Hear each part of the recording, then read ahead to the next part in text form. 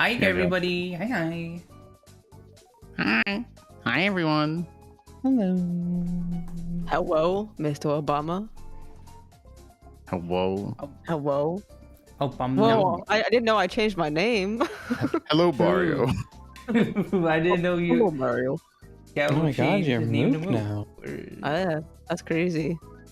Hey guys, fucking identity theft is not a laughing matter. Okay. Temporarily boop.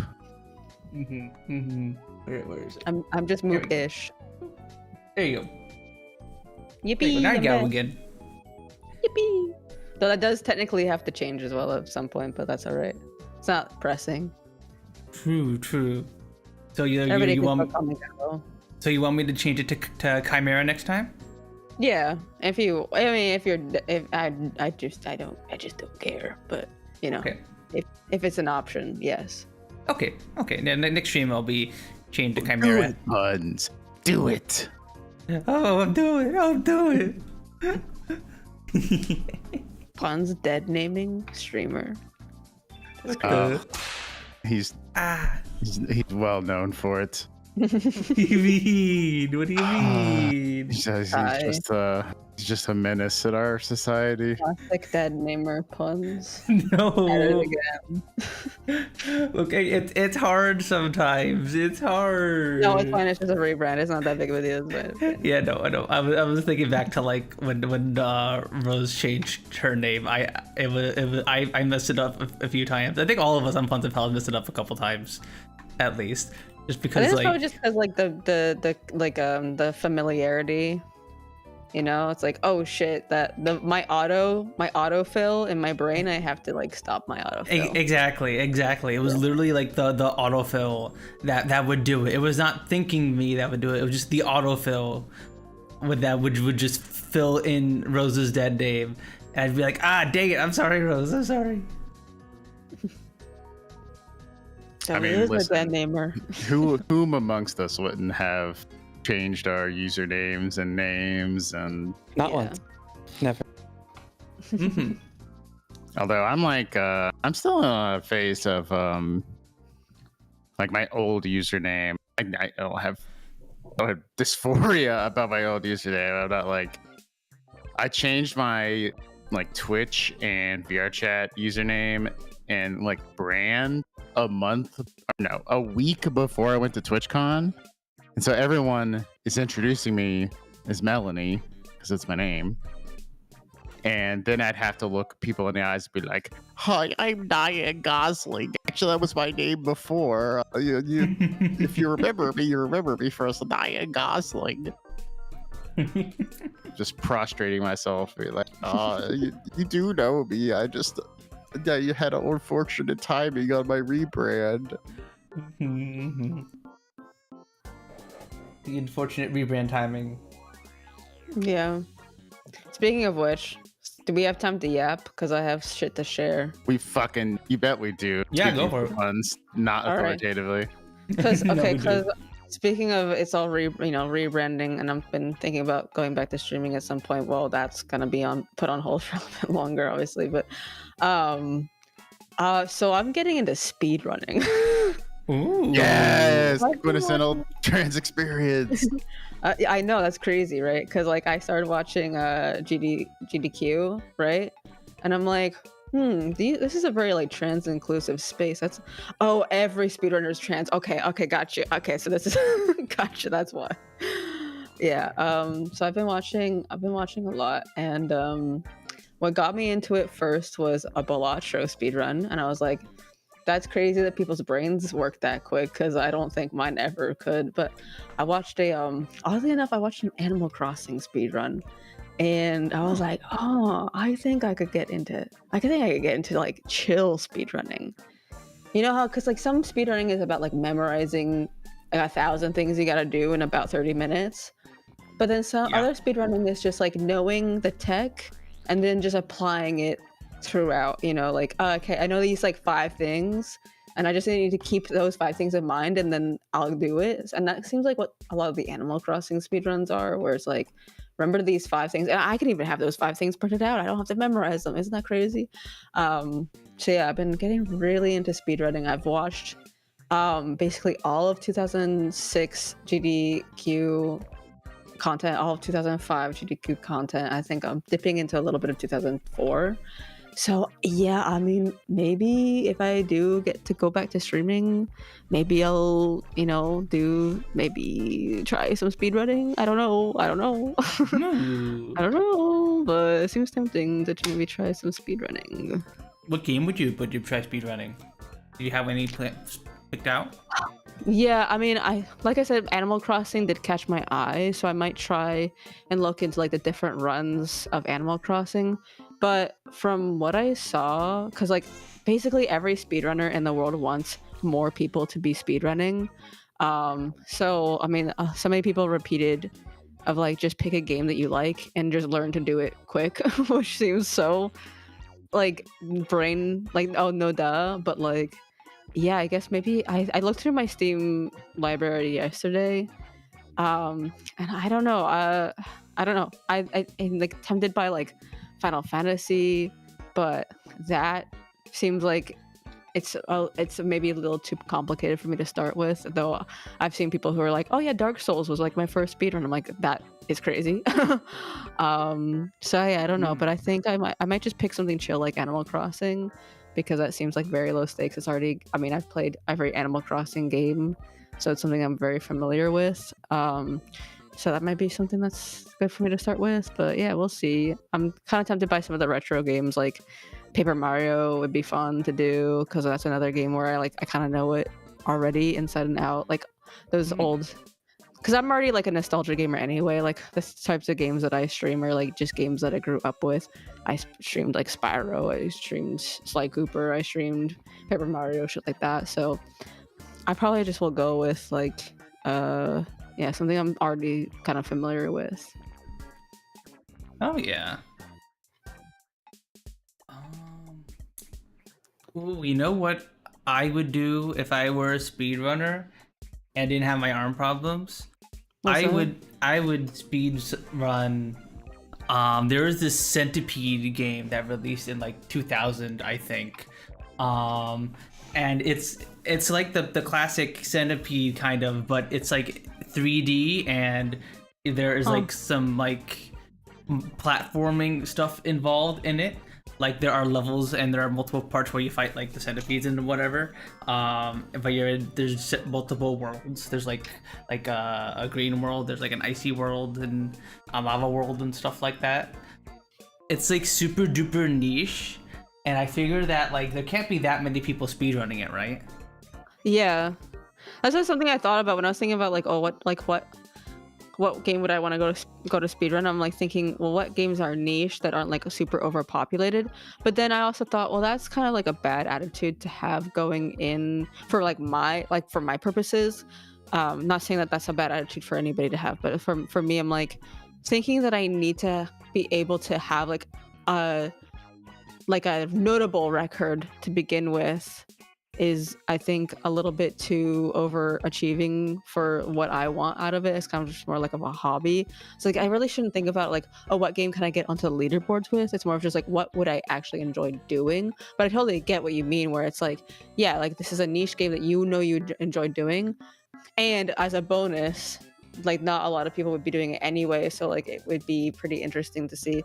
I had thought about games that I just like I can totally brain off and play, because that game for me is like Risk of Rain 2 is a game where I have played that game, I'm not lying, I have had a run that lasted 8 hours, because I can just it's my personal nightmare. because I could just keep running that game into infinity, because I just turn off my brain and I run it. I know exactly what I'm doing. I know exactly where I'm going. I know exactly how long I want to be places and all that stuff. So like, I feel like that is, again, like when we talk about like what game would you start with, it would be something you're familiar with, right? So yeah, like I've thought about Risk of Rain 2. I feel like there's probably more complicated parts to speedrunning that sort of game than maybe I'm prepared for currently.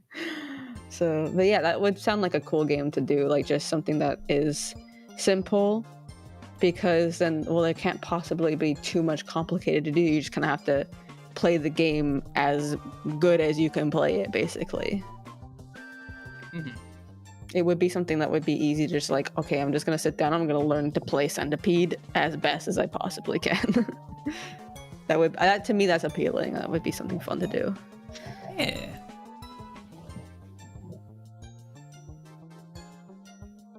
I don't know that I could be a speedrunner on the attention span or Yeah.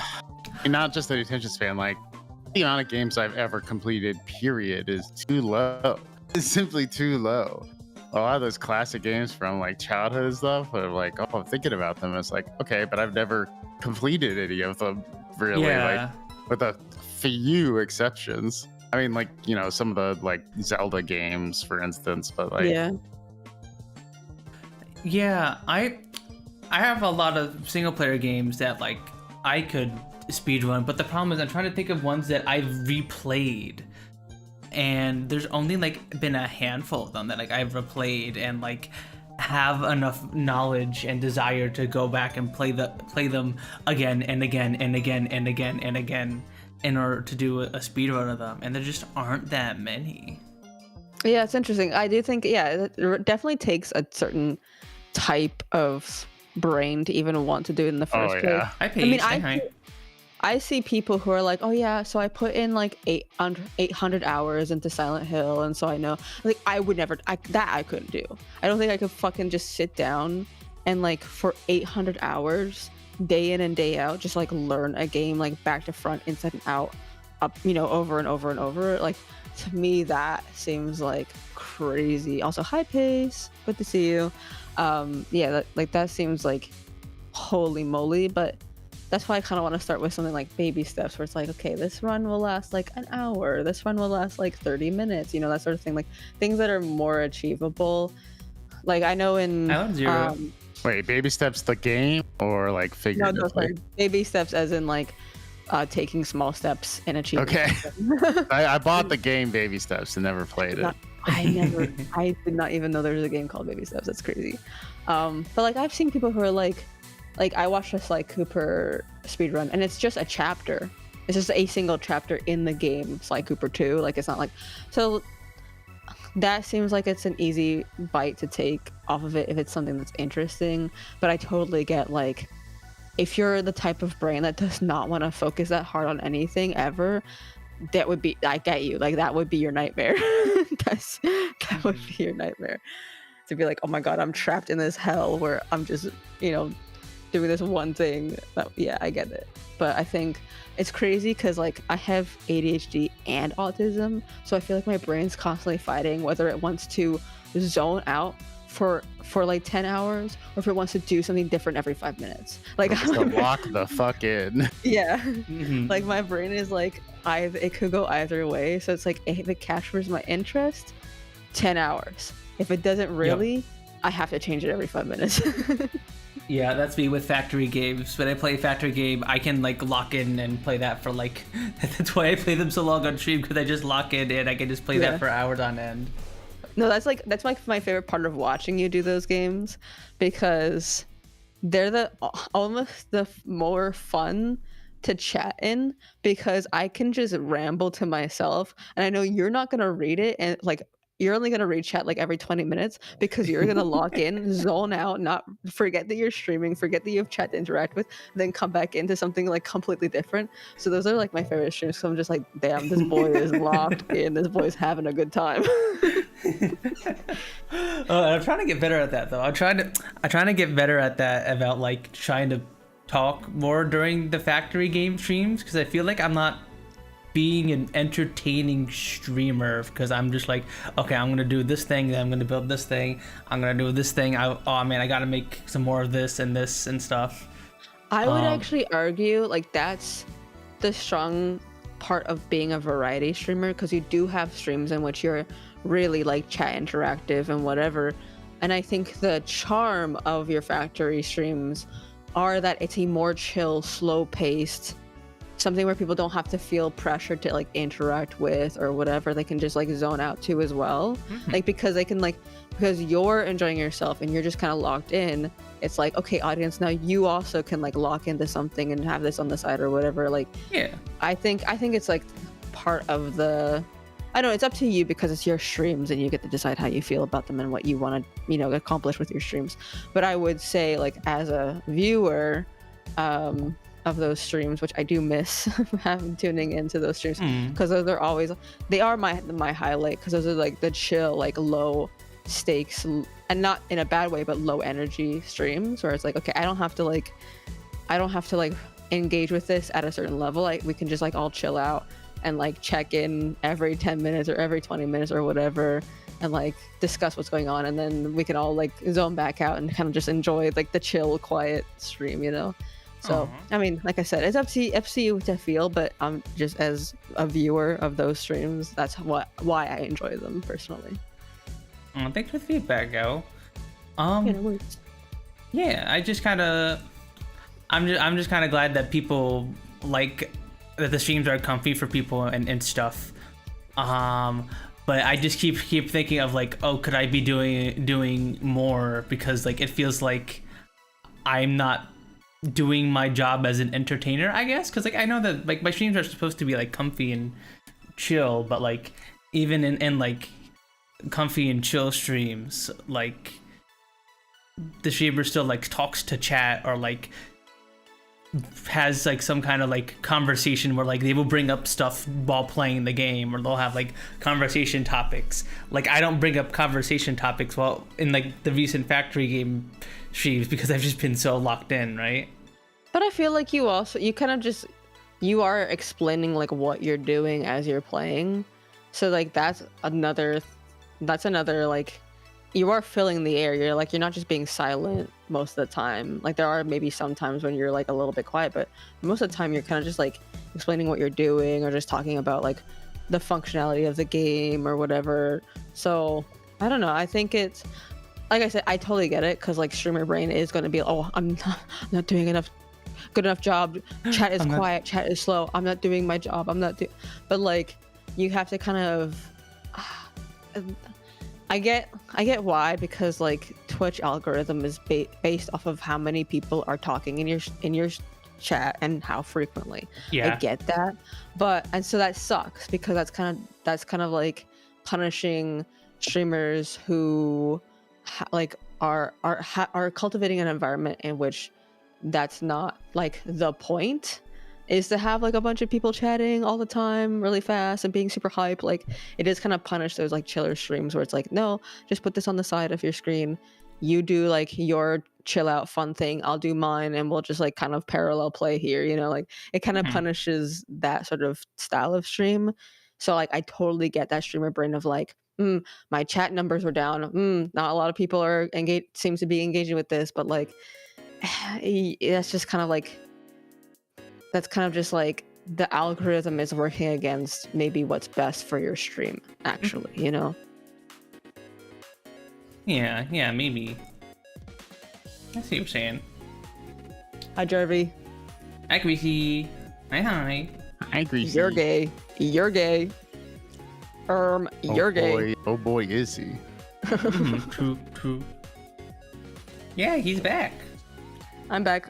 Not sure if I'll be like fully back, but I could definitely make this stream, and I felt very bad about making puns have to constantly find subs in for my spot. So yeah, No, you're fine. We like split the voices anyway. Like even if we didn't have a guest, it would have been fine, because me and Catherine are like more than willing to take on the voices. And then we found out, I mean, we got a lot to unpack. I don't know if you're caught up. Not very. I know a death that happened, or I know the crime that happened. But so Catherine took on Mondo for you, and we discovered Catherine can do an insane, just a perfect mimic of your specific interpretation of Predators. That's amazing. Really fucking good. And listen to this. And then of course was really pivotal in the last couple episodes. Yeah. Well, Yeah.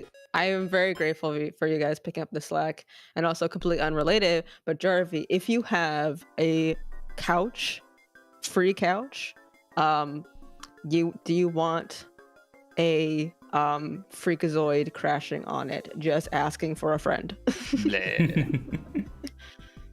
Freakazoid. Yeah, I'm a freakazoid. Aw, that's sweet that you're friends with yourself. That's pretty unique in the trans community. Free couch.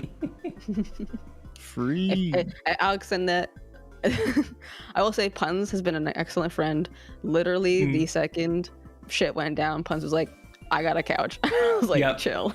Yep, I was literally like, if you feel like making the drive all the way down to Delaware, we got a couch if you need to like find somewhere to figure your stuff out for a little bit. We got you. Yeah. He'll kick I seal do- right off of it. Yeah. Well, I don't know. As long as I clean up after myself, I don't rip it up, I don't pee on it, I think I'll be good. Oh yeah. Oh, we have two couches, so like you. Oh my god. We have Luxury. a 3-seat couch and then a 2-seat couch, so you could take whichever one if you want, like the leg rest or with the 2-seater, or the like longer one with like the 3-seater. Yeah. You have options. You have couch options. He's rich, guys. Look how many seats he has in his house. He's so rich. Couches. That's crazy. I have 0 Look at you, right? couches. It was they were Good luck handy on the downs from the move, parents. Jarvie. Now Gracie's moving to Oregon. That's crazy. This guy's like he can't make up his mind. Where's I know, he going? He's everywhere. He's everywhere. That's fine. No, do you like your drink? Let me find out. Yeah, He's it's a very free tasty. spirit. He can't be held down. Is it boozy? Please tell me it's boozy. Would you believe it has 5 shots of alcohol in it, 2 of which are from 120 proof alcohol? That's just in my cup, baby. Jesus. Yeah, if anybody wants to do like a small little recap, I don't know if we want to get into the game soon so that we're not yapping for a full hour. Oh, there was one really? thing I wanted to bring There's up. a lot of recaps, so There was one thing I wanted to bring up. I don't know if any of you guys have seen this or seen the most recent Nintendo Direct, but Oh, gay! yes, woke Yes! is back on the menu, boys. wait, I don't know anything about this. Gay. In the new Tomodachi Life game, you can select who your sexual preferences. You can be straight, you can be gay, you can be bisexual, you can be pan, you can be Yes! ace, and you could just And you can be be non-binary. non-binary sexual. Yes.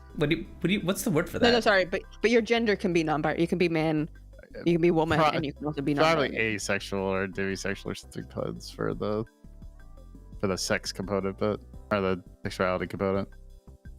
Yeah, it's great. You can be sexually attracted to any other gender in the game, and there's 3 Yeah. genders. Nintendo said there's 3 genders. Yes.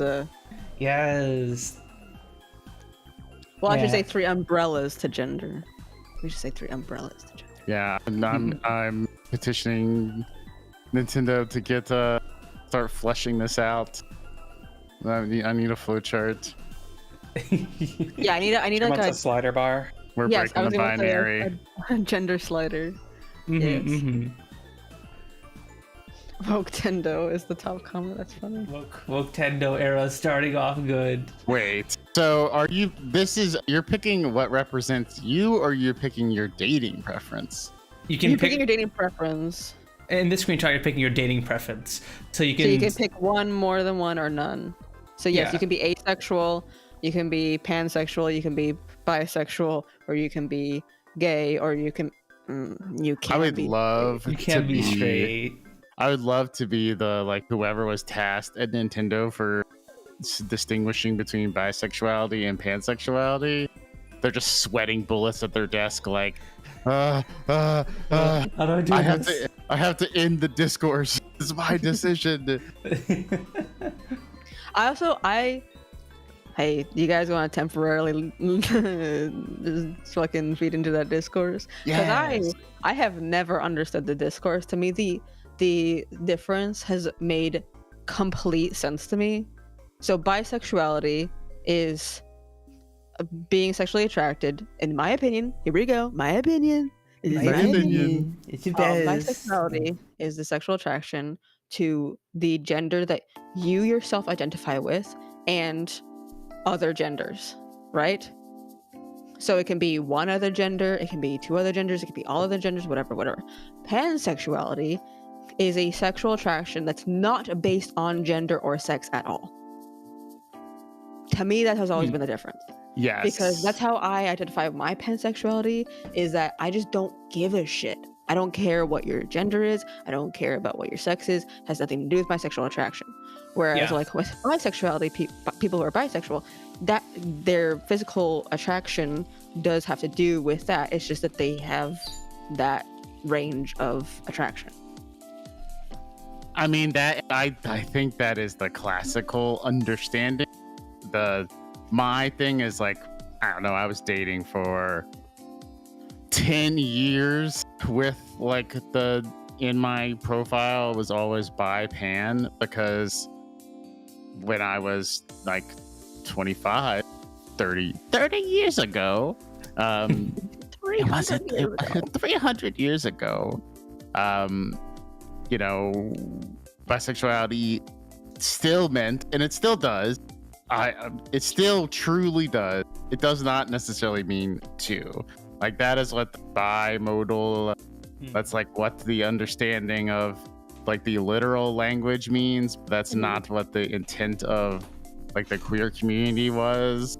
Yeah. And it's not ever really, it was never really that restrictive. That's sort of a modern interpretation of what's like queer culture actually is. Yeah.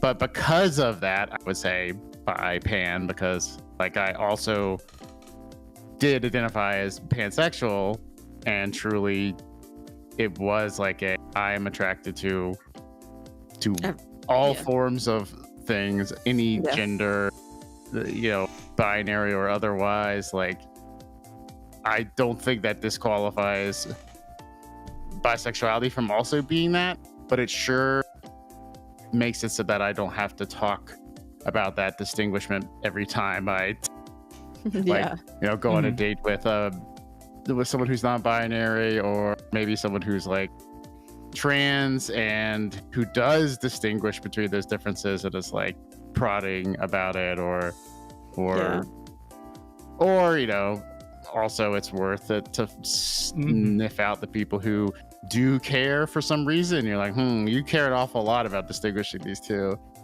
Wonder why.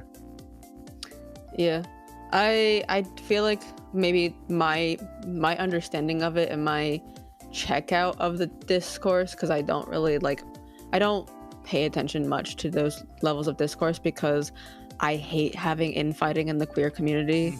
I think it segments us in ways that we do not need at all, especially right now. I don't need to have all these like arguments about what queerness is, because these labels were only created for, I guess, trying our best to communicate ourselves to one another, so that another person can understand you better. But like, I hate to say it, but labels are a little bullshit. We are never going to perfectly fit into any one label, any one definition.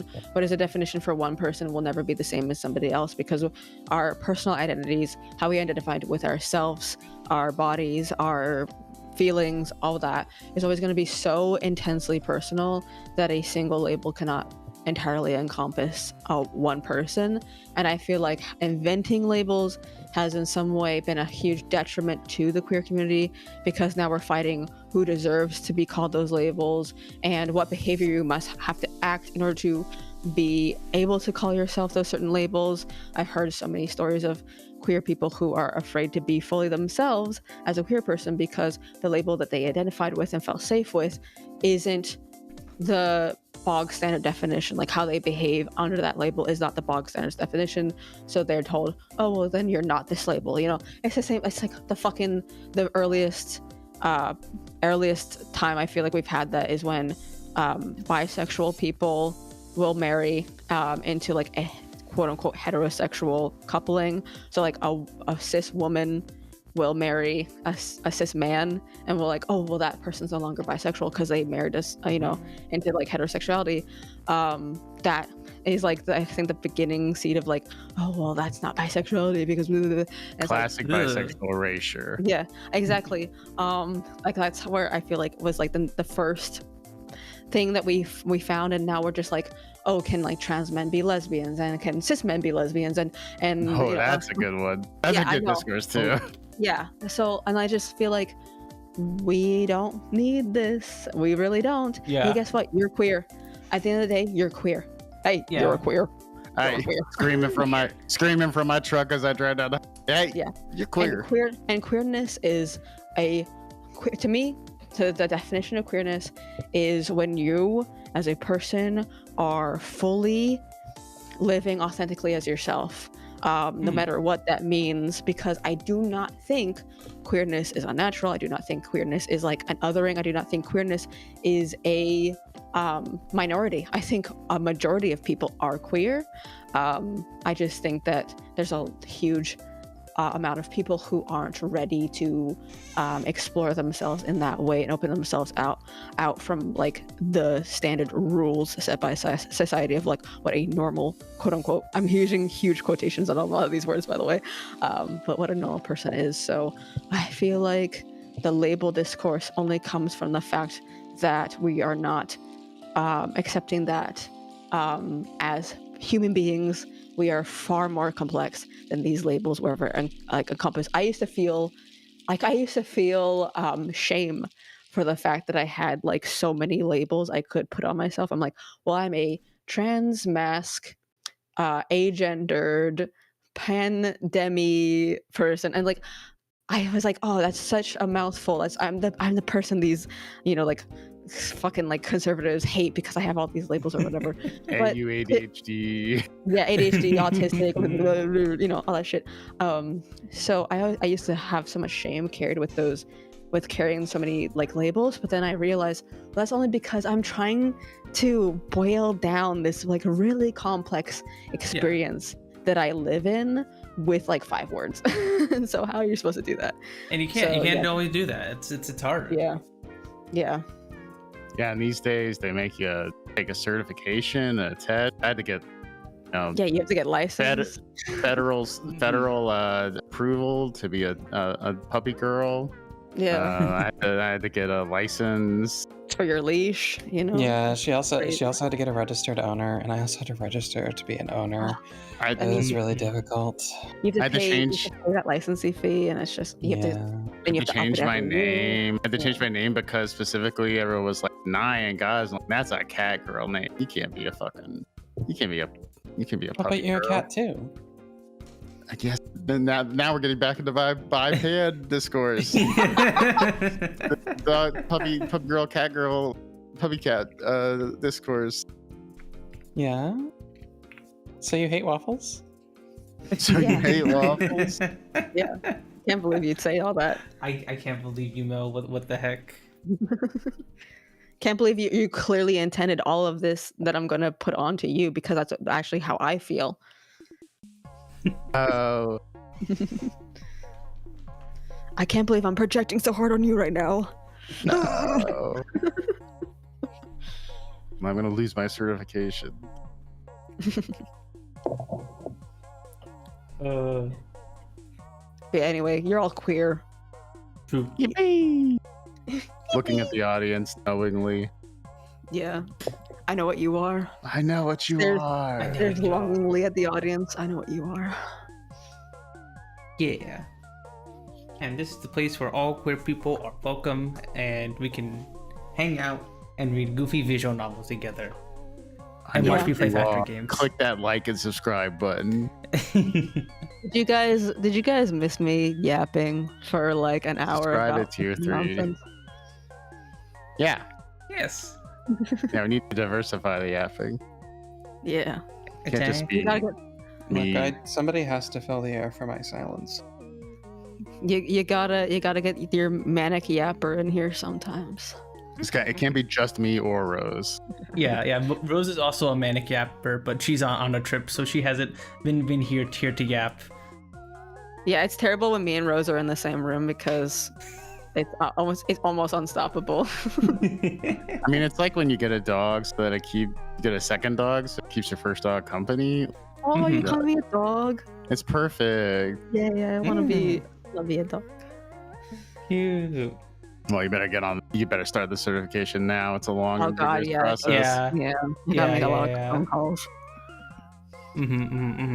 Yeah, I gotta get the paperwork in. I'm the rescue that's like missing an eye and like is afraid of men. Like I'm like the rescue that needs like a special home, you know, but I'm a good dog. In the arms of the angel. No. You know what? It kind of sucks that that's kind of really topical for my life right now. Mm. For only $10 a month, you could save this poor creature from becoming homeless.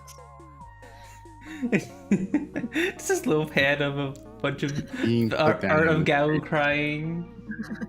Yeah. Should I post cringe? I'll just like cry on camera. Please, everyone. I'm really sad right now. Please help me. We- Please. Please help me by liking and subscribing to Captain O'Puns. Yeah, please. Please fucking I subscribe. get 40% of all revenue. He gives me 1 Cheerio for every subscription. Give me scraps off the table. Yeah, he gives me 1 For every 10 subs, I can have 1 pillow on the couch. And if you drop a $5, he'll give me a blanket too. Yes. Oh. And please, if you send in some bits, he'll give me a whole bowl of kibble. If you subscribe to Tier 3, he'll let me use his bathroom. I won't have to go outside.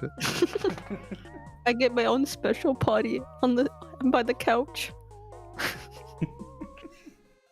Yeah, he'll put down a pee pad. Oh jeez. So I don't have to go out in the snow with my broken little paws. Snow! I've been activated. Snow! No. Oh, Oh, yeah, no. There we go. we might get it again this weekend. Might. I'm in 2 feet of it. Oh, baby, I'm Currently. getting it. We're finally getting it.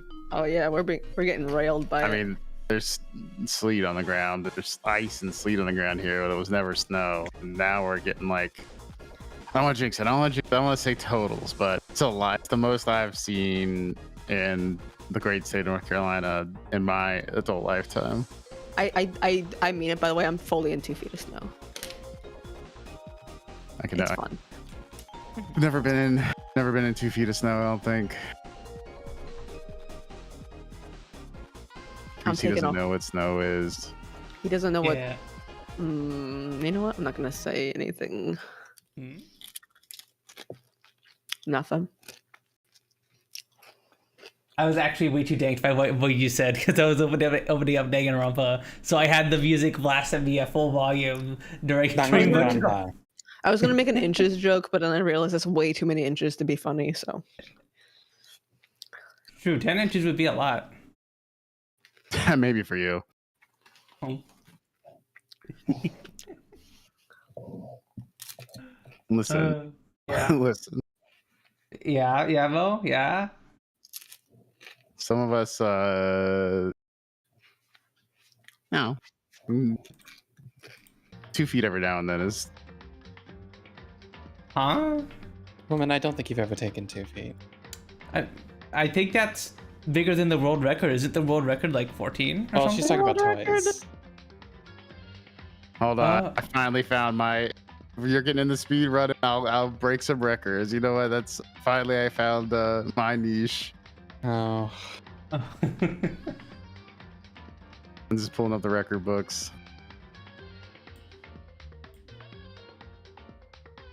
Gonna make a Some new record. stiff everyone. competition.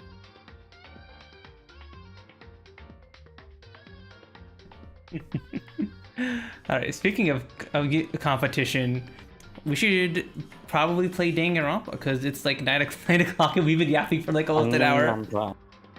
Danganronpa. Let me. Give me access to your computer. Give Melon direct control. She's assuming direct control. DMs, I am lying. There you are.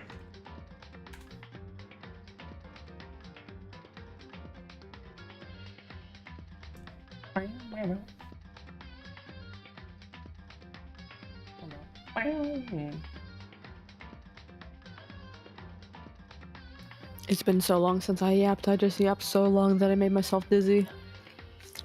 Yeah, so what the hyperfocus? Yes. I don't know, I've never yapped enough where I've gotten like dizzy, but I've definitely yapped to the point where like my throat starts to hurt. Okay, there you go. Well, it's just because of my like health issues. If I talk for like an hour, I just like run out of air. I feel like it's an ADHD thing too, because I definitely do the same thing where I yap and I'm obviously hyper focusing, and then I like crash out a little bit. Not crash out, but like Hyperventilate a little. yeah. Yeah.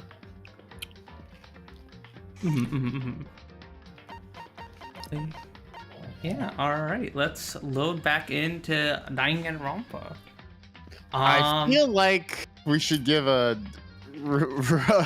catch up. Yeah, oh yeah, we gotta catch up Gao here and also give Chad a catch up if they missed last week's stream.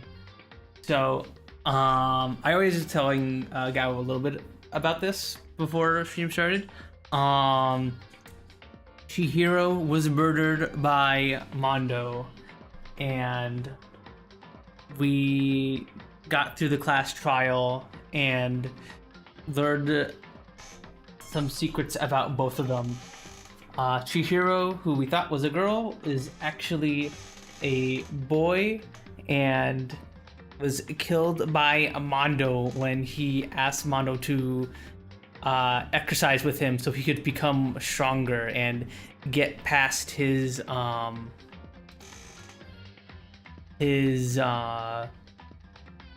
complex about his masculinity.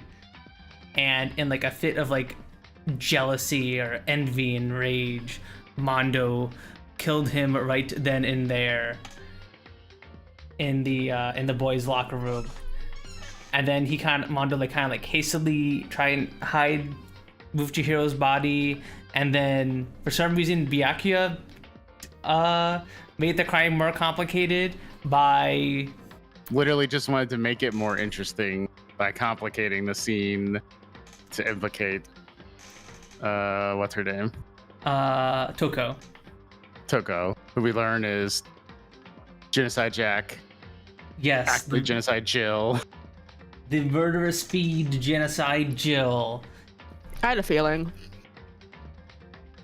It's just what a chapter. It literally, even the way puns explain it is like, I'm just like, actually, because there's so much fucking unpacking to do of. Yeah, exactly. Why did it need to be this fucking complicated?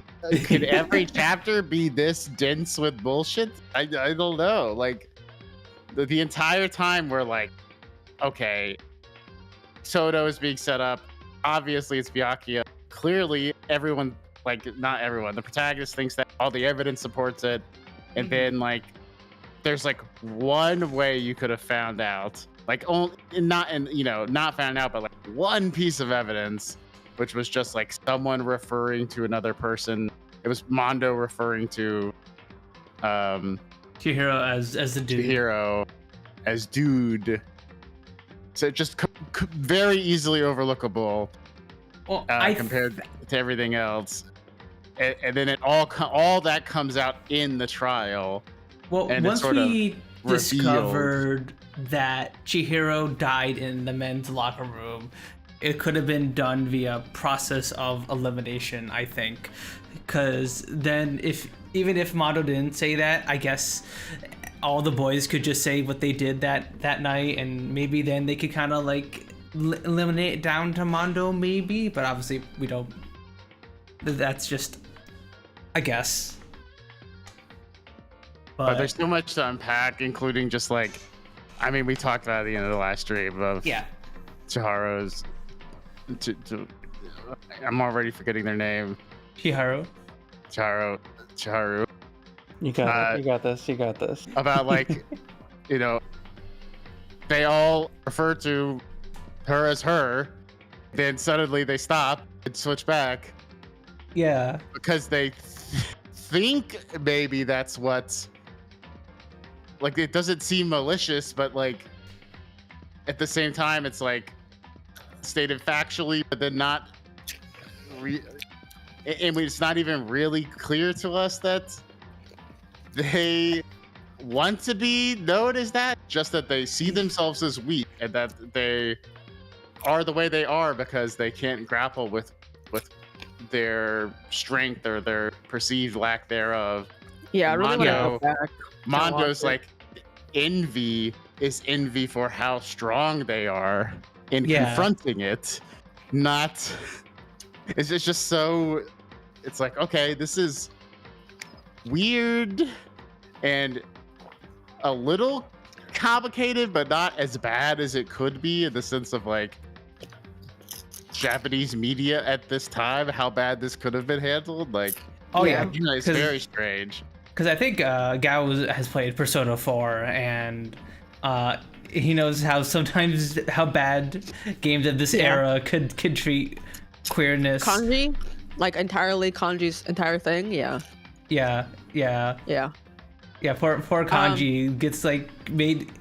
Like, doesn't like Yosuke just make like a bunch of homophobic jokes at Kanji throughout the rest of the game, if I recall? Yeah, I remember and like at the camping like, trip. And like the whole like the way that gayness is played is very like, to me, the only way that Japanese media has ever portrayed gayness, which is like if anybody is familiar with like hard gay and like that kind of like super like caricature. So like Kanji's whole like grappling with gay feelings was very like caricature and like tone deaf to like actual like what it's actually like to like, you know, question your sexuality. And then when it comes out that Naoto is a girl, it's like, oh well, thank God Kanji's not gay. Oh phew, bullet dodge that Kanji's not gay, you know. It's like almost saying like, oh, it would be negative for Kanji to have been gay. And like I also don't like how they handled Naoto's shit either. Oh yeah.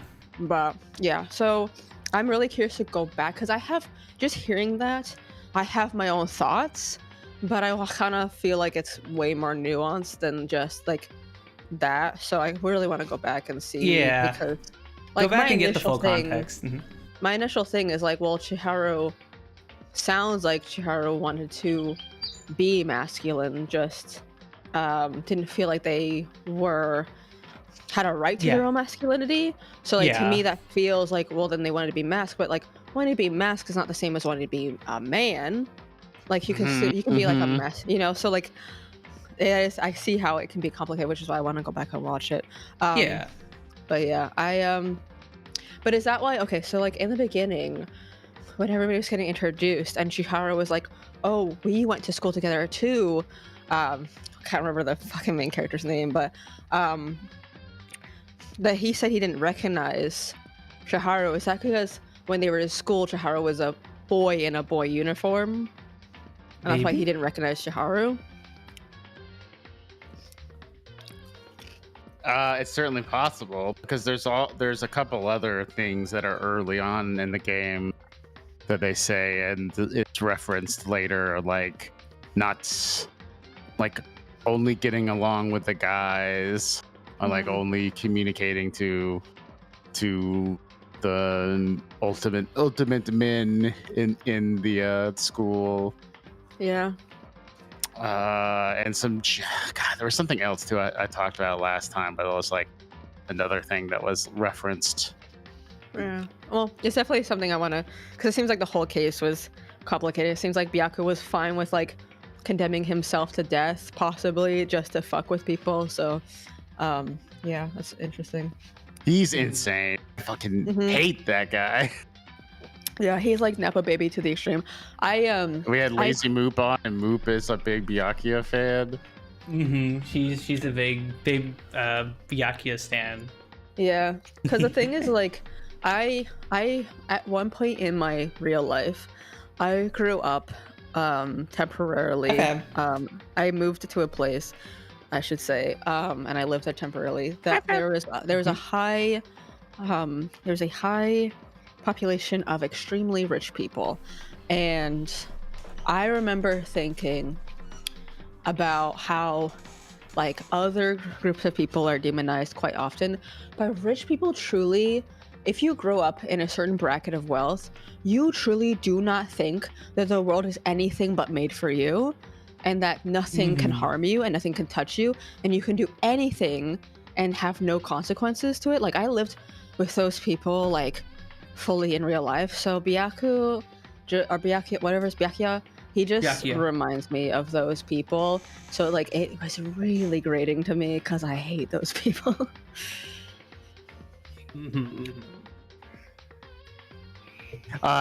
He also tells us that his family is part of the Illuminati that controls the world government. So Got you. Yeah, was he also also fun. mentioned that. Yeah. Yeah, that doesn't surprise me.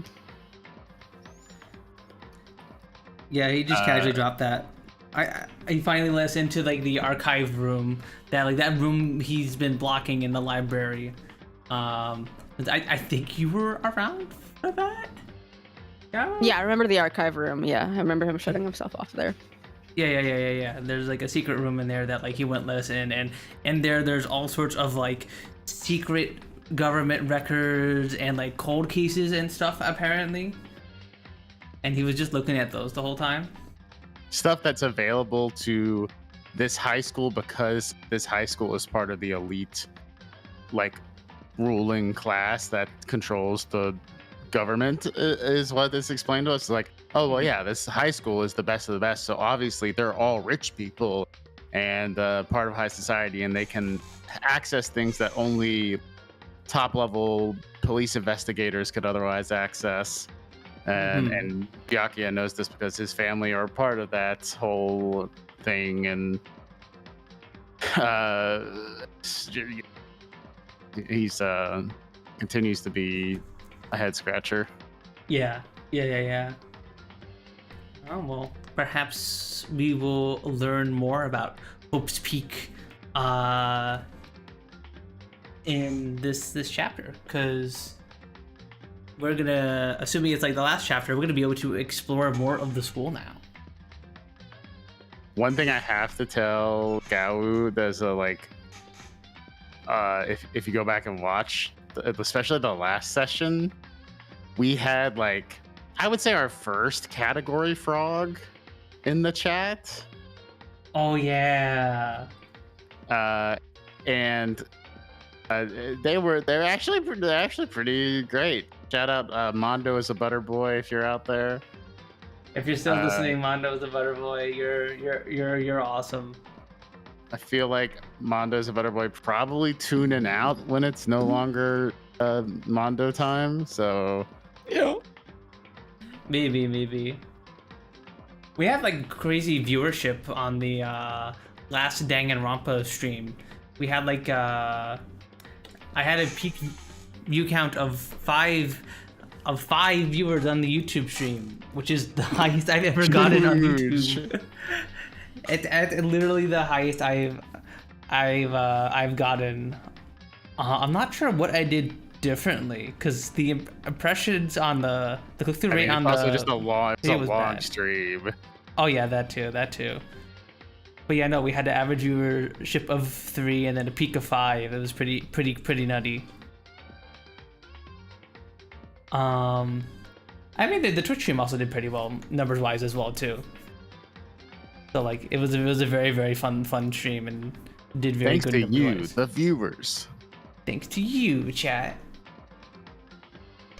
And yeah, we're excited to continue on with the game. Oh, Where is it? Chapter 2 end. Yeah, that one. okay. Chapter 2 end. We're not still in the trial though, right? No, but that's the end. This is after the trial. Oh, okay. Yeah. Yep. Yep. Hi, Frozen. Hi.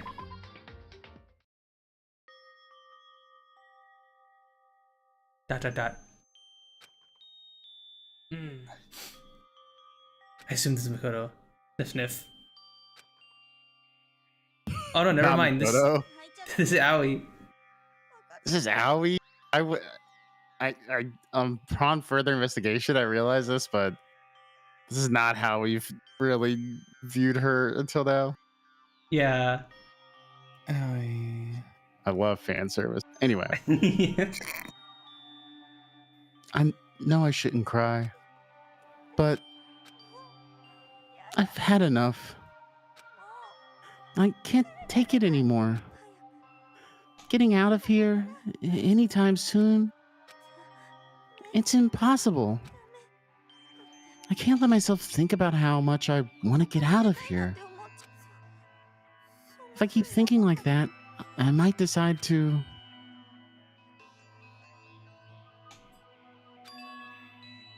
Donuts. I need to eat some donuts. That'll cheer me up. Me too. True, donuts are pretty awesome. Glazed donuts, twisty donuts, jelly donuts, cream-filled donut holes, malasadas. Oh, damn, she knew about the malasadas. Oh, wait, that's a Japanese thing, so that makes sense. What's a malasada? It's like a donut. Like a specific type of... Like a fried pastry. It's got a interior, usually coated in little crumblies or something.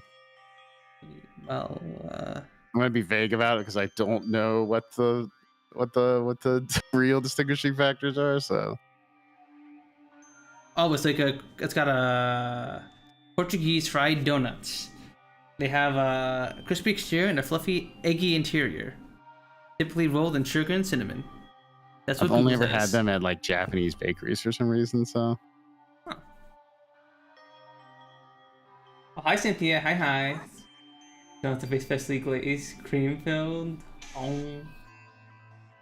oh God of donuts, I'm praying for a wonderful encounter. God of donuts, please give me donuts.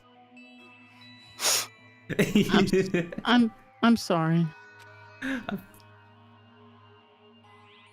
Please forgive me for breaking the nighttime rule. But right now, for me, donuts are absolutely necessary.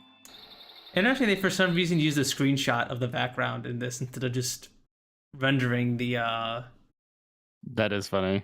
yeah, because you can see it's way more pixelated than it should be. So like this is like a screenshot rather than I don't know why they wouldn't just move us to the area. Anyway. Huh?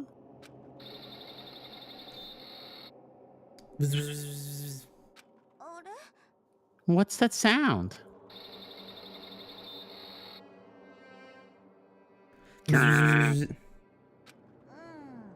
It sounds like it's coming from the bathhouse. I'm super scared, but is someone there? Chimera, no. Executed.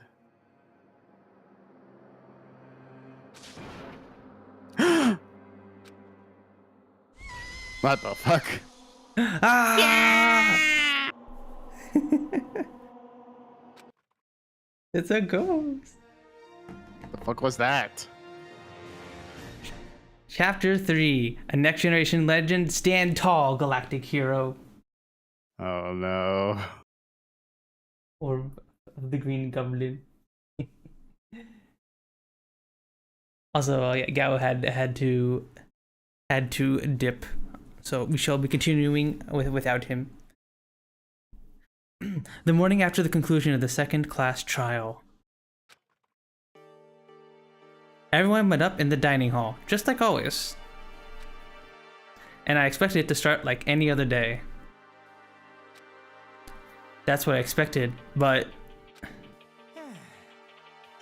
Today's count kinda sucks, huh? Toko and Byakuya still refuse to show up. And this are. Did you want to do the nerd voice, Cat, or you did so much better puns? okay? I'm down to voice Hifumi while Gao isn't here. Yeah, I like your interpretation. And I haven't seen Miss Asahina anywhere. I think I was doing this. I think, right? I was doing Sakura. I can do it if you want me to. forgot. Sure, why not? She said her stomach was hurting, so she's taking it easy in her room for today. That is rather unusual for her. Normally she's so full of energy. Which is exactly what makes me worry. So it's just the 7 of us then. It looks that way. It's times like this where the committee chairman needs to get things going with a bang. The committee chairman has trauma. Or not. Taka hasn't said a word since everything that happened yesterday. One look at his face showed he hadn't slept a wink last night. Must be because of Mondo. The two of them became so close, and then he finds out Mondo killed Chihiro. And then having to watch Mondo get punished and nothing he could do about it. I can't even imagine what it must have done to him. So, I mean, what's gonna happen now? We haven't found any way out, and we have no idea if help's ever gonna come.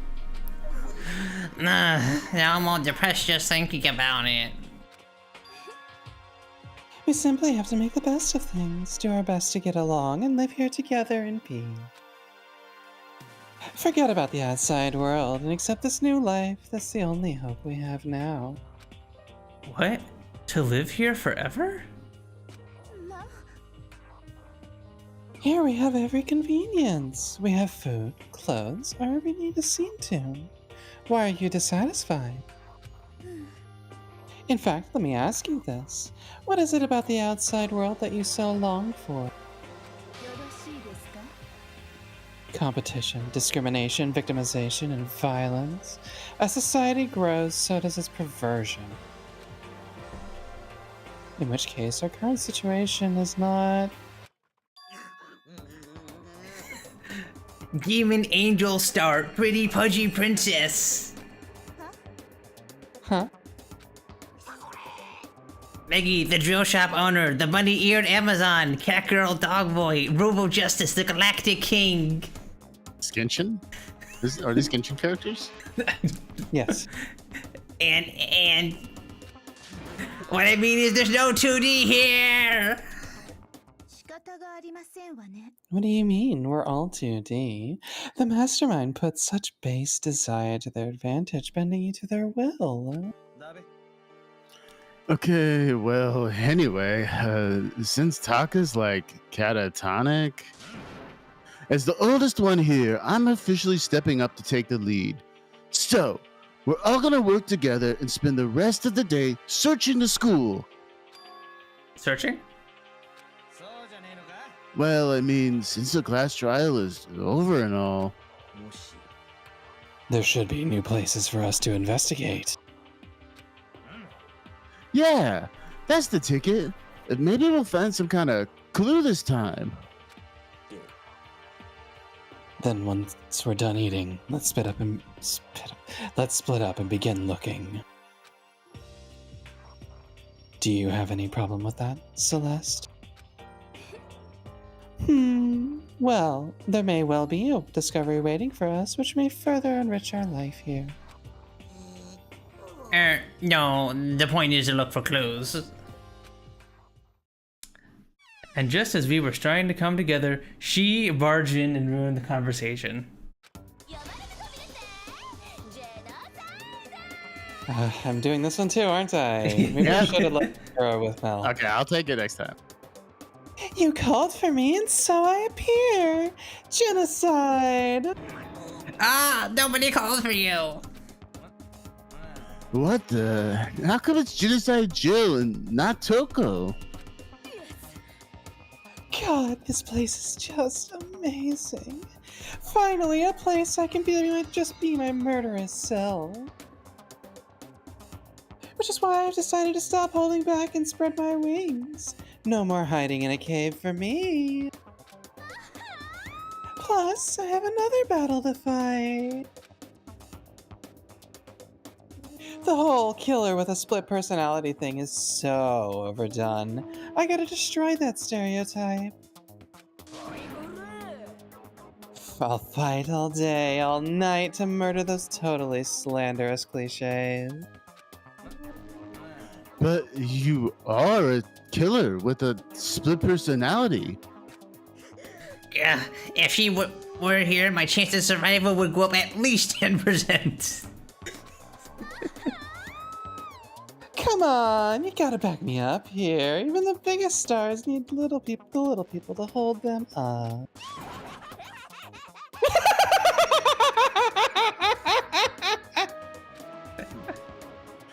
Well, whatever else we do today, first we should eat.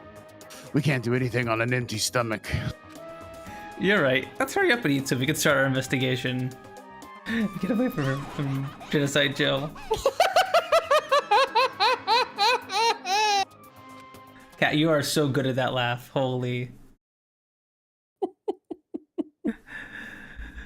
So we were forced to eat breakfast with a murderer, and after our much needed but very annoying meal, we set to work looking around the school.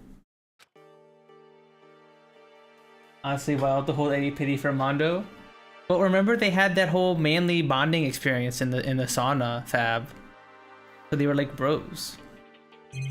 They were, and then he killed his bro.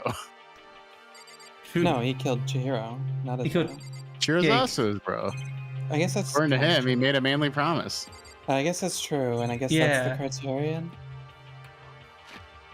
Yeah, so that's double fucked. Your bro is a murderer and he broke his promise. But also just like, you know, at the very base level, he was filled with rage and killed someone out of jealousy of their strength. That's, you know, that's pretty lame. Yeah, Yeah. yeah.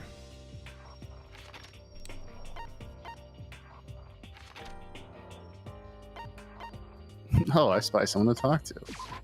Wow.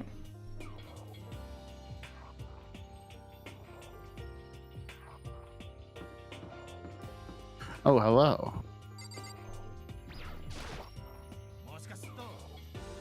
Nothing's changed on this floor. The only difference is the gate blocking the stairs leading up to the third floor is gone. I guess that's where they want us to head next. I wonder what kind of crazy stuff is up there.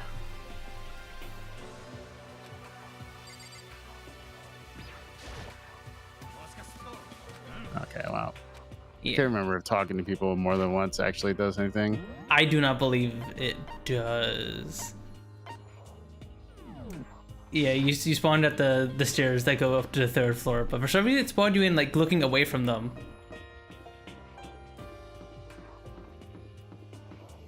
Wait, they're not over here. No, they're in like the blue hallway. The blue hallway. No, no. There you go. These. Go bumping into the pillar, just looking around the third floor stairs. Where's the third floor? Now we're at the purple hallway. The third floor of Hope Peak Academy. I wonder what we're gonna find this time. If you're calling yourself Genocide Jill, I discount you from investigation immediately. What's up here?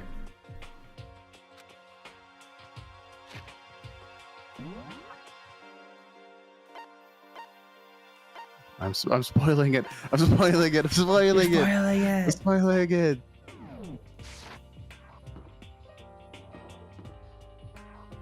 So that's where we came up. Yeah. This is a smaller wing, so I guess we'll start here. classroom. Ah, a friend. And we got the Monokuma Rangers in the background there on the chalkboard. Despair Squadron. Oh god, there's 3 of them. No, there's this. I wonder if that's a spoiler. Nah. The windows up here. Hold on, am I Batman? Yes, grapple. That's what I The figured. windows up here are also barred with metal plates. Not surprising, I suppose. So escape still looks impossible. But I better check all the other metal plates again, just to be sure.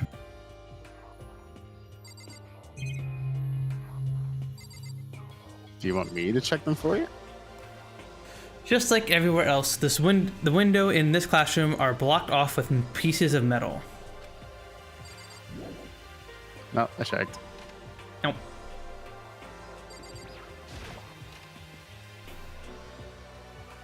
Classroom 3B. Getting tired of this. He tired of doing the drawings. Getting tired.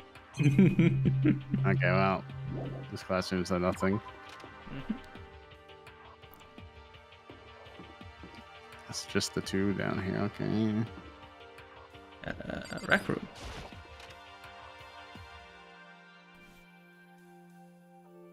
Hell yeah. Nice. So this is... Oh no, the gambling parlor. A recreation room, a place for students to come and relax. I never would imagine a school having a place like this. Well, no normal school would. It has Othello, shogi, even a dartboard and pool table. And look at this. They've even provided us with a remarkable number of magazines. Those will certainly be helpful in keeping her boredom at bay. Ring, ring, ring. Hello there. Allow me to expound. We've got fashion, motorcycles, martial arts, video games, baseball, other things that I forget what it was because I clicked the button accidentally. Oh, but nothing dirty. This is a school after all. If you need a quick fix, check out the swimsuit mags.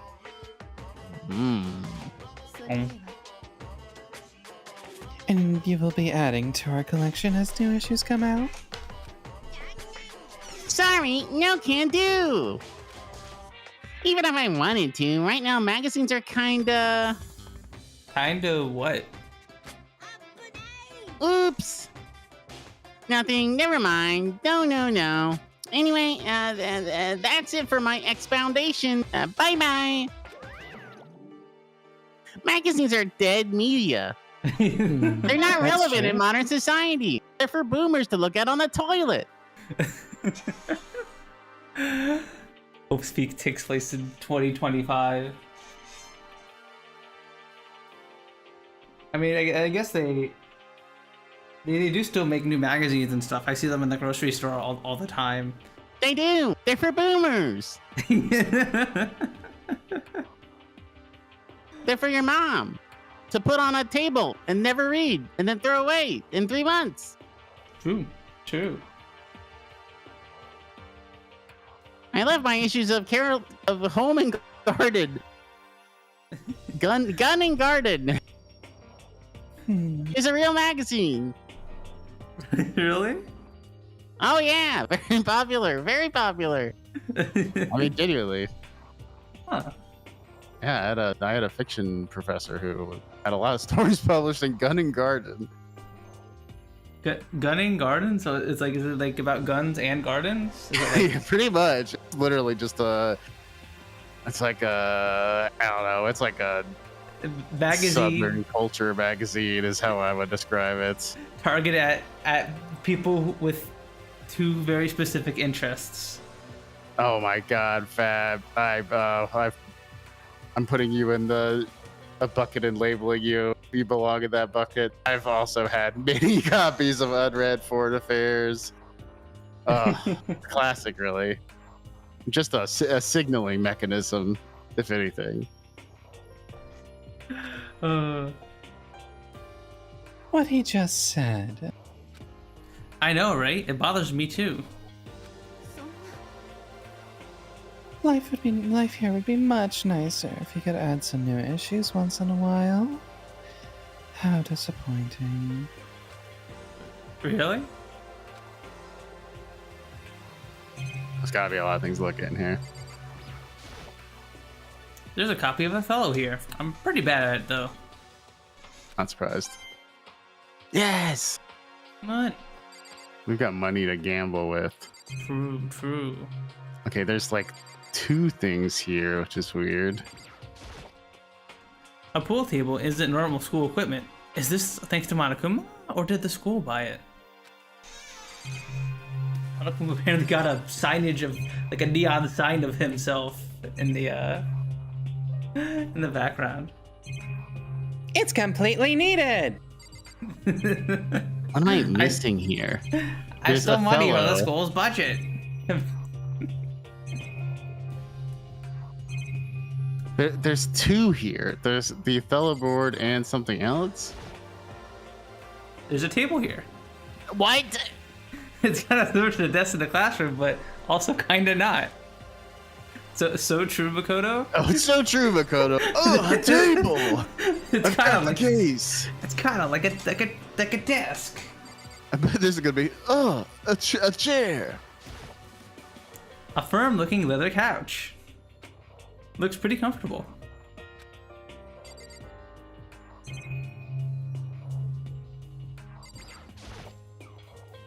It's just like some kind of bottle, but what the heck is it? Maybe it's just for decoration or something? It's a beat-up old locker. It doesn't seem especially important right now, so I don't need to open it. Okay, all right. Surely, I don't know about that one, Makoto. surely this locker will never ever Doesn't have a be body relevant. in it. It will never matter at all. There are all kinds of different kinds of magazines here on the shelf. You even have a bunch of monthly comics, but without getting regular updates, what's the point?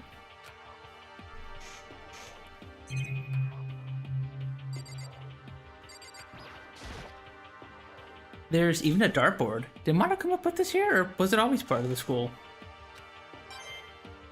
Money. Monokuma also put a You're slot telling me I machine can't. You're telling me I branded to can't look at the himself. slot machine. Come on.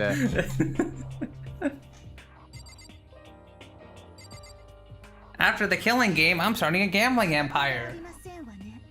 It is rather unfortunate about the magazines, but still. I do believe our lives will improve significantly thanks to this little hideaway. Yeah, I'd say so.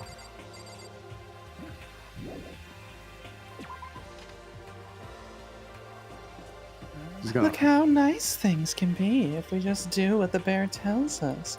Look how nice. Fuck, I forgot the word. Holy shit. Look how nice fascism can be. Just obey. How did Just I forget obey. that? My brain just is like dropping words for 30 seconds for me randomly. It's lovely. Kyoko hanging out in her colored lighting. So the 3rd floor opened this time. After a brief investigation, it looks like there's a physics lab and an art room. I also found a huge machine of some kind in the physics lab. I wonder what it does. Particle accelerator.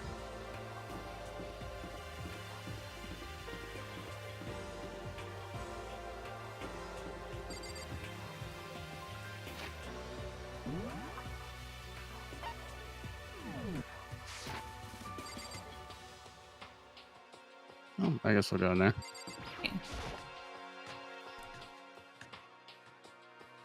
The art room. At first glance, this looks like any normal art room. But something about it seems off. Or multiple somethings.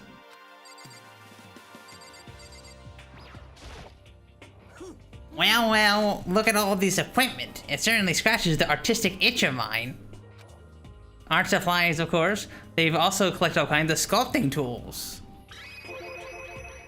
So, Hifumi, do you like sculptures and figurines and stuff? And figurines! Oh, oh, Oh no. Well, normally I limit myself to 2D, but figurines are like borderline 2D, so it's okay.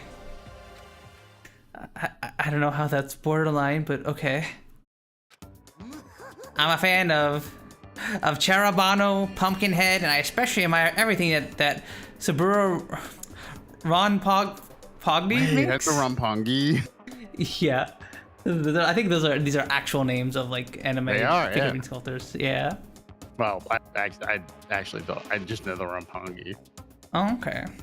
Because I've seen the name on Twitter, and I was like, "What the fuck is this? I don't know what this means."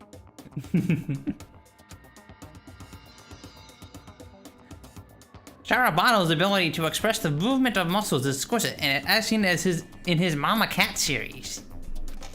Pumpkinhead is a little more, is like a little sculptor fairy, representing this century's greatest quality. Saburo Rugpogni, meanwhile, is known for his Mecha Musume series, which led to a worldwide tour. Surely they can only be regarded as the Elite Four. But one of your elite is missing. Well, the Elite Three just sounds stupid now, doesn't it? Besides, that empty seat rightly belongs to me. It begins. Today begins my reign as the legendary ruler of the next century. I see. Well, good luck with that.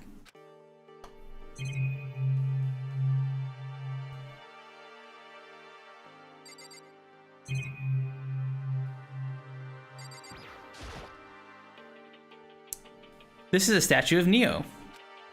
I never really heard of anyone using a Neo statue for life drawing classes or whatever. What's a Neo? Is that like a demon dude? I don't know. It's a locker. Okay, that's not what I thought it was gonna be. But it doesn't seem like there's anything inside. That was gonna be this painting. Nope. No, I don't want to go. No. No. We missed the Monokuma, the Blender Monokuma without his textures. This is the repository that's attached to the art room. It's used to store different artsy things. No one's gonna be killed with any of these mallets, or chisels, or pliers. Barely. Oh man, a chisel? That could go in somebody's temple. True. Oh boy! There's something on the floor. Looks like a picture. Oh fuck, that's fucked up. What? But as I stretched out my hand to pick it up, almost as if on its own, my hand froze. Huh? What I saw in that picture was Chihiro, Leon, and Mondo. And they were smiling. What is this? Questions started racing through my head, one after the other. Why is it only these three people? What are they doing together? How come they're smiling like that? When was it taken? Who took it? Where's the camera they used? How did they get it developed? And in the picture, the window in the classroom. There's no metal plates covering it. Which must mean wherever this picture was taken, it wasn't here at Hope's Peak? But there was no time to find an answer. All the questions flowing around my head were quickly drowned out by...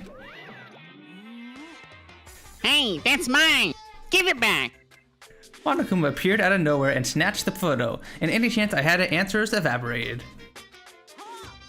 You peeked, didn't you? Well, they all had some pretty dazzling smiles, huh? They were definitely living their school life. It's like they were a ripped page right out of the Book of Youth.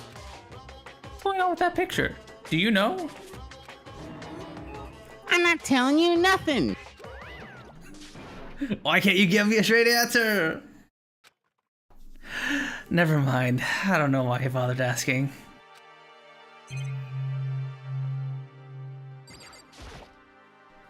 There are wooden mallets hanging on the wall. If I had to guess, I say they use them for making sculptures. A dolly. They must use it to move all these statues around.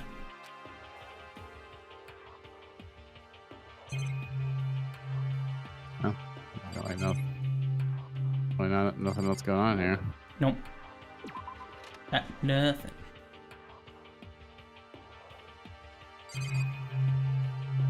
Okay, there's a lot of stuff in here.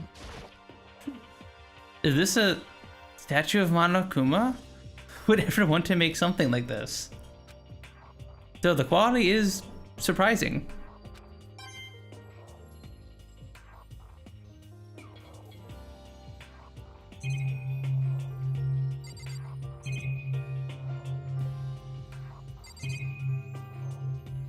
Statue. It's a Venus statue. Yep, definitely very art roomish. I think that's it.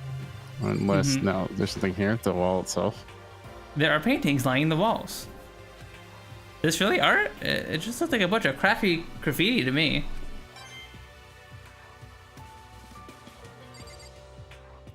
We actually talked to him, right? Yeah, we already talked to him.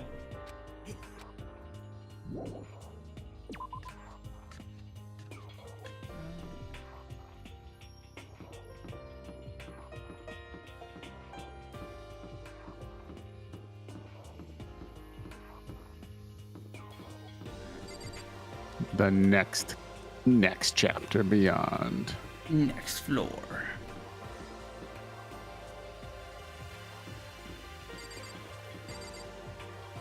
To the physics lab.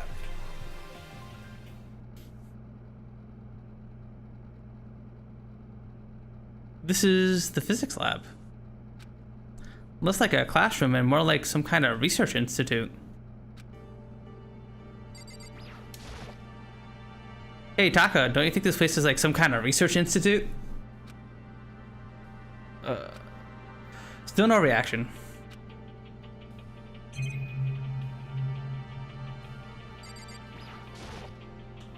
This machine obviously has some kind of purpose, but I don't know anything about physics to begin with, so I wouldn't have a clue where to start with this.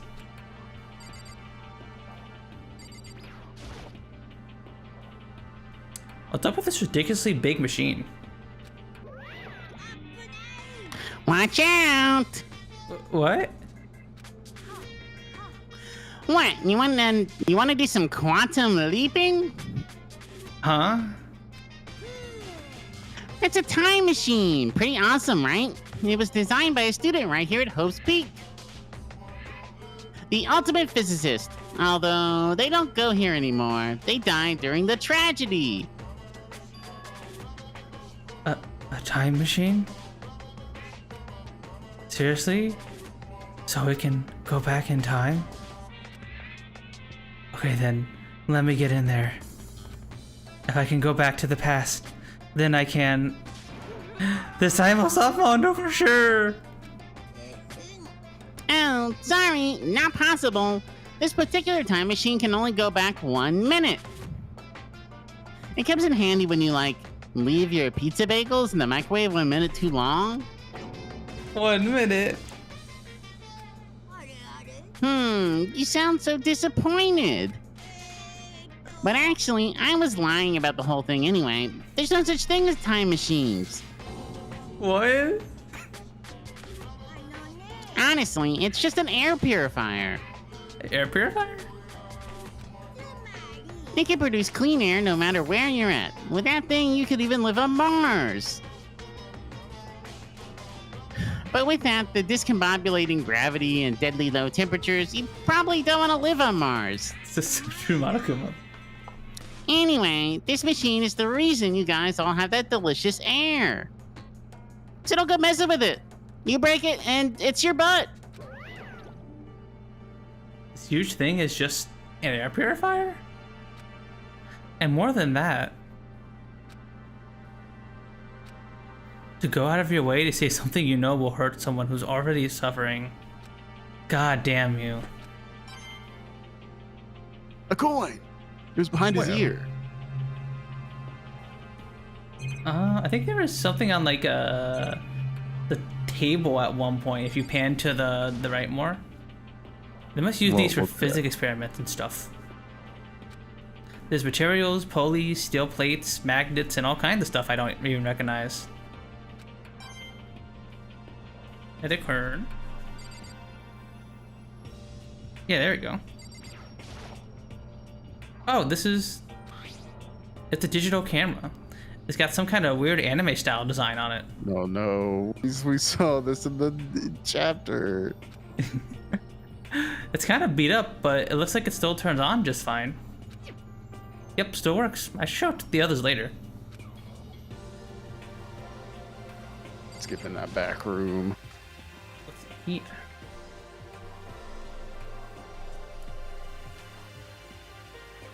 This is the equipment room. It's super disorganized, and there's a strange chemical smell in the air. Why did I say it like that? Smell. Smell.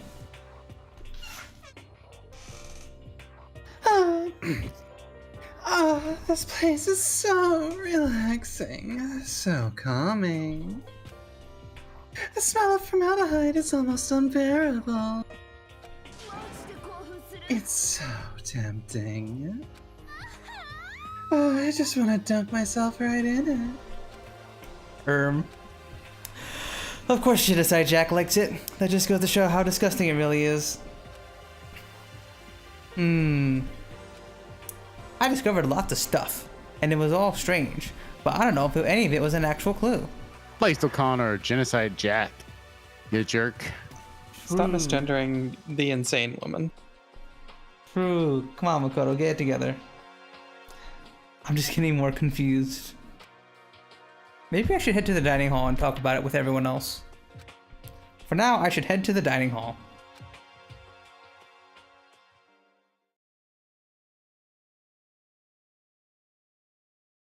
When I get back to the dining hall, the first thing I noticed was... Huh? You know? I tried to talk to her, but my voice was immediately drowned out by the others as they rushed into the dining hall. Hina! Huh? I thought you was sick or something. Everyone rushed past me and crowded around Hina. Being surrounded by everyone like that, Hina looked really uncomfortable. Are you feeling better already? Yeah, I ate a few donuts and that really helped a lot. You do love those donuts. But wasn't it your stomach that was hurting? Well, my stomachache kind of made me hungry, so, you know. I guess my memory's kind of fuzzy lately.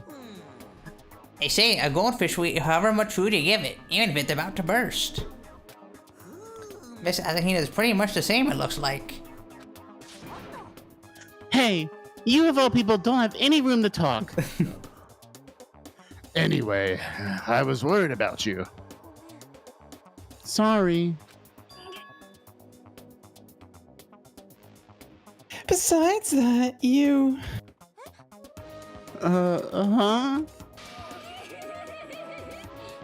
What the fuck? Jeez, your knockers are huge!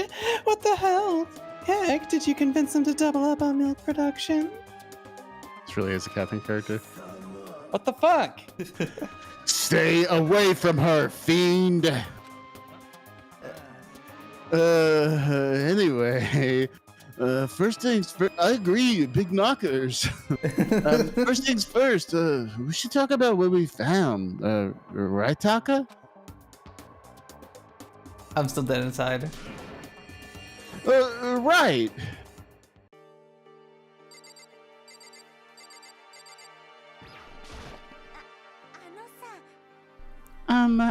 I wasn't able to help much with the investigation, but I did make one discovery. It didn't happen to be a donut-related discovery, did it? What does that even mean? Never mind. It's about the nurse's office. Remember, there's one on the first floor, right?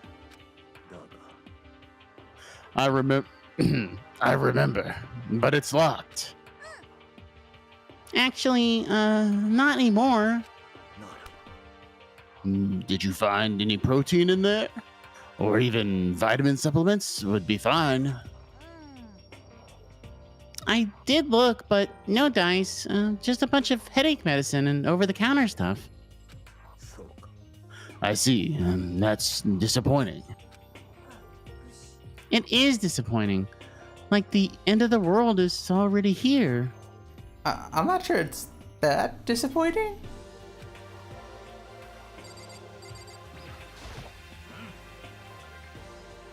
Oh, I just remembered. I saw Byakuya a little while ago. What? Where was he? You're kind of scaring me. Where was he? He was in that locker room. He had like a huge stack of books he must have got from the library. So that's where he's hiding. I won't let him get away from me.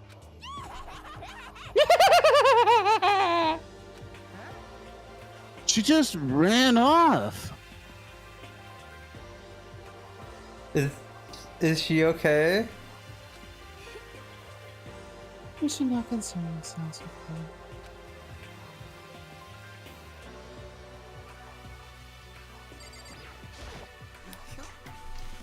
There was an art room on the 3rd floor, and it had all kinds of gear. Meh. Now I'll be able to recreate all my favorite anime characters. I missed it. I can't wait to watch all the anime. Then I'll make all the anime. Hi, Yurimas. Hi. Hope you're doing good. Anime characters. That reminds me of that thing I found.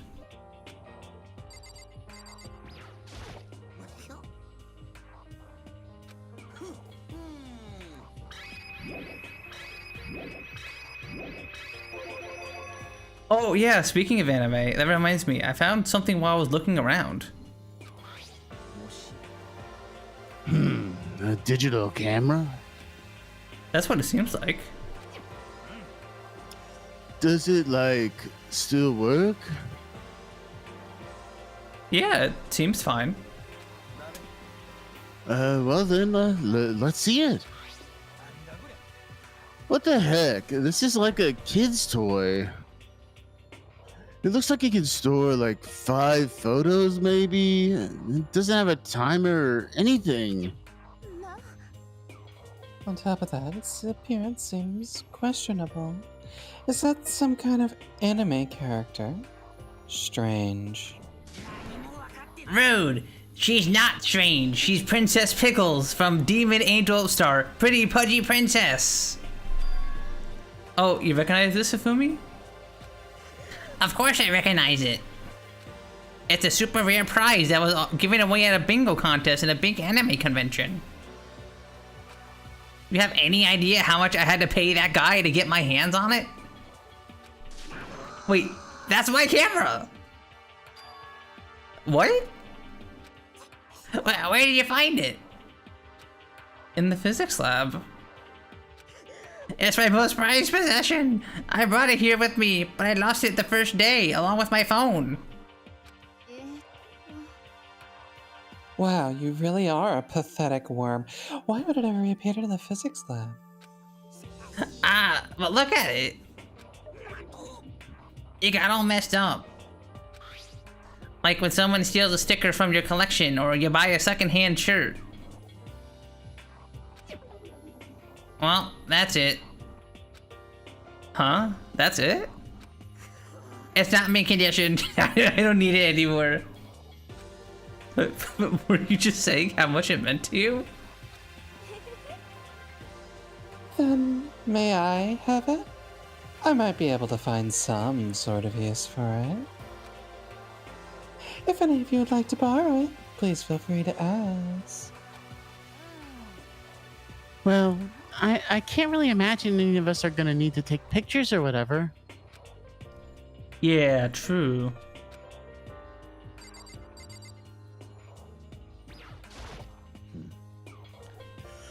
I searched the entire 3rd floor, but all the windows in the halls and the rooms were blocked off.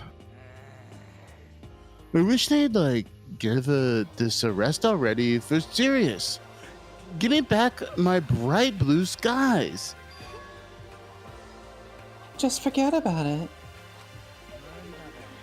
Make it sound like I dropped a nickel or something. Just to be sure, I went from one end to the other, testing each metal plate. None of them budged. It would seem escape via the 3rd floor is an impossible as we feared. I see.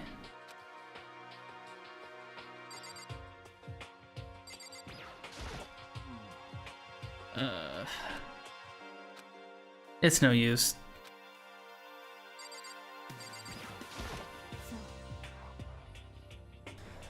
There was a rather memorable physics lab on the 3rd floor. In the middle of the room, there was a machine bigger than anything I've ever seen before. Oh yeah, apparently it's an air purifier.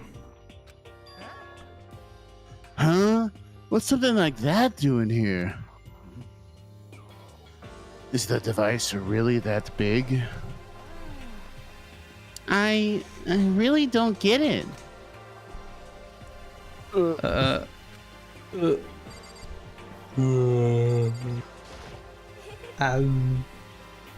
There is one piece of good news. There just so happens to be a rec room on the 3rd floor. I have no doubt that our student life here will be more enjoyable because... Will someone join me in a game of Othello sometime? Okay, I've heard what everyone else has to say. So now it's my turn. Hey, can I tell you guys something? I found something that's kind of been bothering me. What is it? I found this weird picture in the repository. Apparently Monokuma took it. A weird picture? You mean like dirty? No, not that kind of weird. It was a picture of Leon, Mondo, and Chihiro all together. Those three? All 3 of them were laughing. It showed the 3 of them together laughing? When could it have been taken? And there's more. In the picture, there weren't any metal sheets covering the windows. Then the picture wasn't taken here? But I don't recall hearing anything about them knowing each other before coming to this school. You probably just imagined it. Monokuma cast a spell on you. What? No, I saw it, I'm telling you. But if it wasn't taken before we got here, or after we got here... I bet they're still all alive. They left the school and they took that picture. That's impossible, after all. We saw it with our own eyes. They're all dead. Either murdered or executed. And they're not the only ones. one. Oh, that's you. And they're not the only ones. Monokuma killed Junko, and then there's Sayaka. That wasn't an illusion. It was real, I'm sure of it. They all died. There's no way any of them are still alive. So we have to figure out when that picture was taken. Monokuma likely forged it. I can't imagine any other possibility. Forged? Is that all there is to it? Stay focused, man. Don't let Monokuma's bullcrap sidetrack you. He's right, but more importantly, on another topic, there's something that's been bothering me, and I would like to discuss that.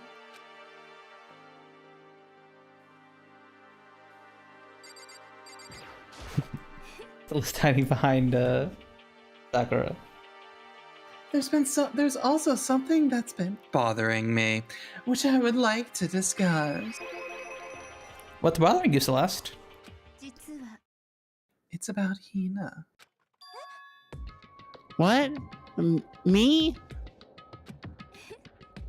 You said your stomach hurt, did you not? But I believe that was a lie.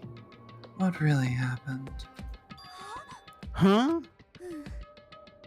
It varies from person to person, but whenever someone lies, they tend to have a way of showing it. It's called a tell, or something that you can't hide, no matter how hard you try. Whenever Hina lies, the tip of her nose gets just a little bit longer. Oh, What? For real? Actually, no. Huh? But your reaction just now confirmed it. You were lying. That's no fair. If you're going to lie, at least try to lie convincingly. Hina, be honest. Were you lying about your stomach ache? Yes. Why? Why would you lie about that? Are you feeling guilty about something? No, that's not it at all. It's just, I have a reason for it. a reason?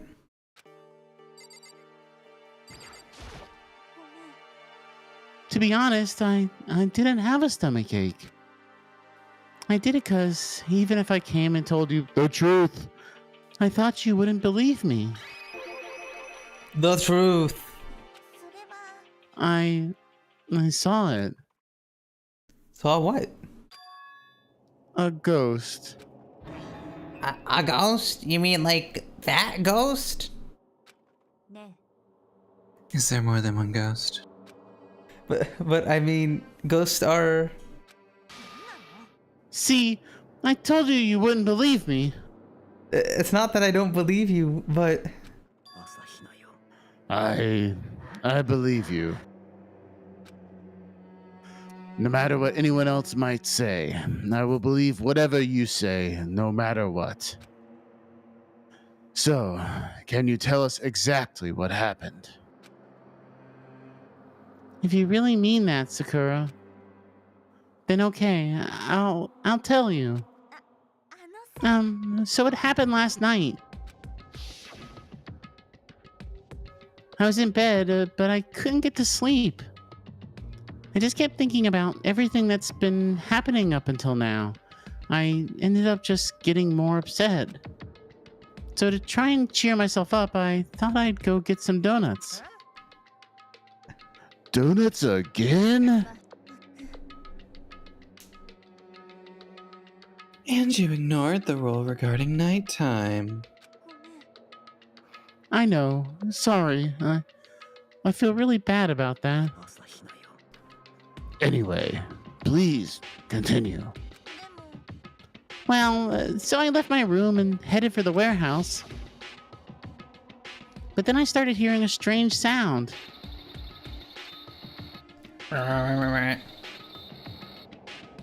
machine noises. It was coming from the direction of the bathhouse, so I headed that way. The locker was halfway open, so I took a look inside. And I saw a human shape surrounded by a pale green light. There's no doubt who it was. It was Chihiro. Ah! No way! Ghost! It is simply not possible. You must be mistaken.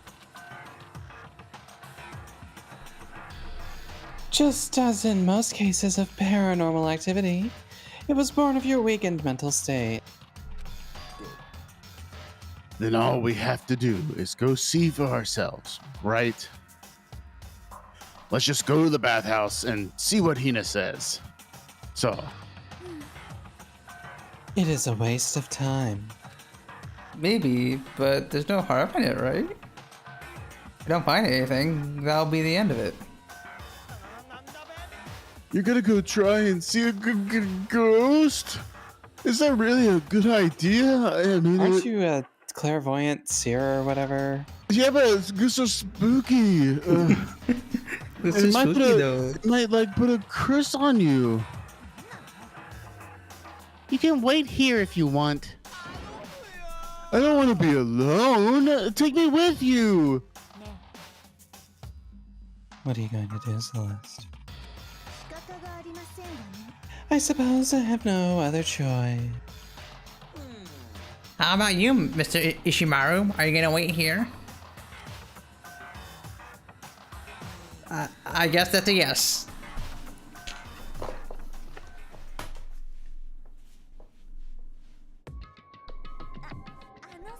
It was right here. I saw it here in the dressing room. I'm getting goosebumps. How do I do this in a movie voice? Wow, fucking. Cthulhu Vatan! Nerd. Shut up! What if he actually shows up? Cthulhu? My second link to Cthulhu.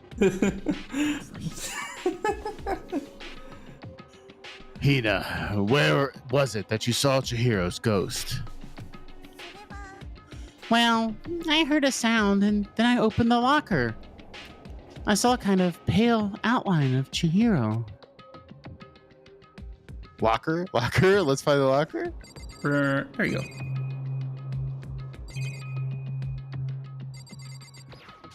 Don't mind me, I'm just looking past you. Is this the locker? There's something in here. Huh? Inside the locker is a laptop? What's something like that doing here? I remember seeing this. Oh, that's right. I saw it in the library before. Looks like a laptop. Laptop looks pretty old, and it's all covered in dust. It's broken. I tried pressing the power button earlier, but nothing happened. Broken, huh?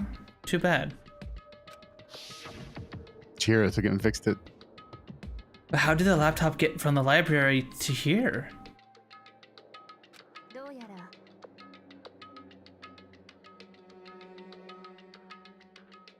And I guess it's in sleep mode, but the power is definitely on. Huh? But I thought it was broken. I would bet that Chihiro fixed it. After all, he was known as the ultimate programmer. More importantly, Hina, you said you saw a green light, yes?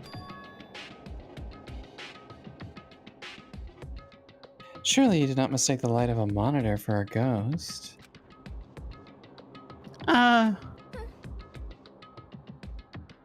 I'm surprised you're able to dress yourself in the morning.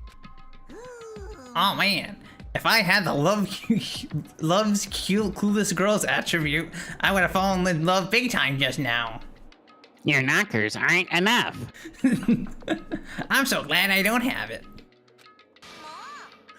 Well, I didn't expect to find a freaking laptop inside a freaking locker, okay? It's okay. I mean, anyone can make a mistake like that. As a matter of fact, one time I thought I'd spotted a gray alien, but it turned out to be a tadpole. Huh? Don't compare what happened to me to one of your stupid delusions. Don't be mean. I was just trying to make you feel better. What if I get all depressed forever now? Listen, isn't this really strange? What is this laptop doing here? Maybe someone hid it here. If that's the case, we found it pretty easy. Whoever put it here, I don't think they were trying to hide it from us. Huh? What do you mean? Haven't you noticed? There's one big difference between this room and all the others. There's a difference? There's no surveillance camera. Precisely. There's no camera in here, which means this is the one spot where the mastermind is blind. So you're saying someone put the laptop here so the mastermind wouldn't know about it? And when Hina saw what wasn't the ordinary glow of a computer screen, it was the figure of Chihiro shining pale green. I think it would be best if we investigated this laptop in a little more detail. Investigate. It's just like Kyoko said. The display isn't on, but the laptop definitely has power. So, first of all, we have to wake it up. Right. I started hitting random buttons on the keyboard.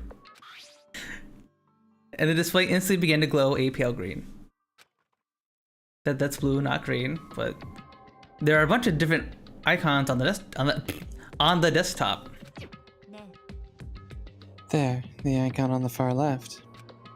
What is it? It says, alter ego?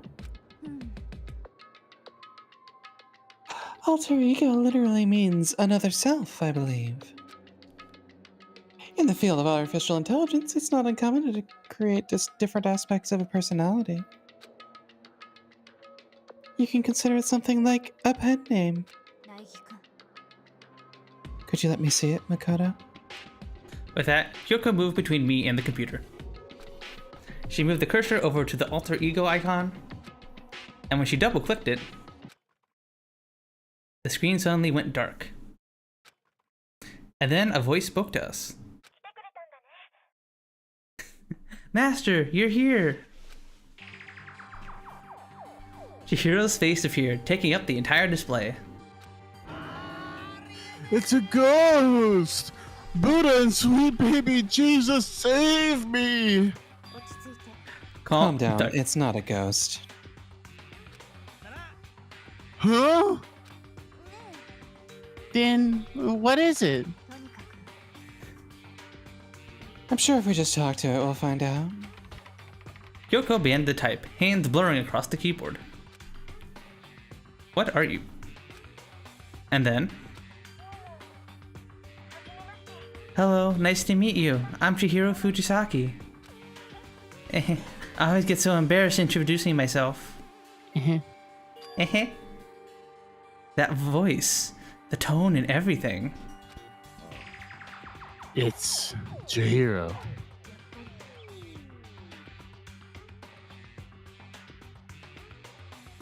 Alter ego. I've heard of this kind of AI program, but I've never seen one for myself. AI program? It's how Chihiro earned his title of Ultimate Programmer. The AI lives in a computer, and by repeating different tasks it gains knowledge and grows bit by bit. No, Chihiro's an AI language model creator. Oh no, Chihiro created ChatGPT, no! No! Chihiro is the cause of the world suffering and RAM prices going up, no! No! Chihiro is why Microsoft Copilot is like keeps trying to come up when I press the button, the like big button on my Xbox controller. Would you like to use Copilot Gaming? Uninstall it. Oh my god. They made it so that way the Microsoft 365 thing is now Microsoft 365 Copilot, and it's now the first thing that pops up whenever you go to like select an app from It sure is. your thing. So now I have to do an extra click whenever I want to like access like an Excel document that someone from work sent me or something. It's so annoying.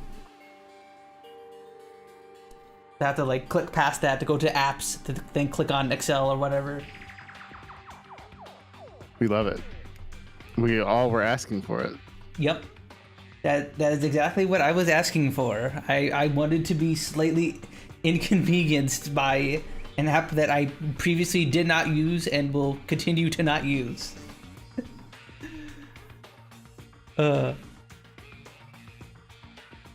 Apparently, Chihiro used a support vector machine and reinforcement learning to develop it.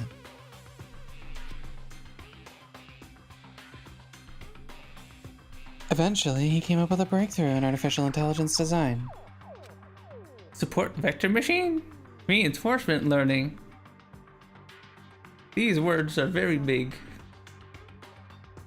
To put it simply, it's a learning method for computers. If you want to know more, just Google it, okay? Fumi says to the audience for some reason. But if this AI continues to grow, it will become more than just a piece of software to help people. It will become a financial crisis that's going to crush the entire economy of the United States of America. True. True.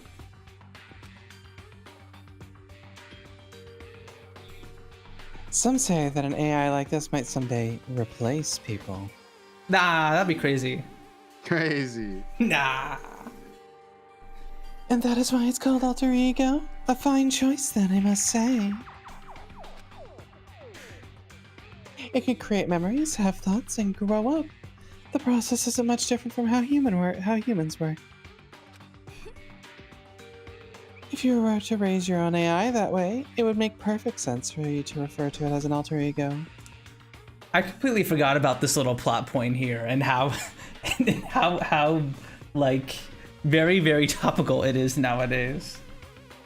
A second, perfect personality that can never forget or grow old. That's what Chihiro created. That's alter ego. Kyoko, how do you know so much about this?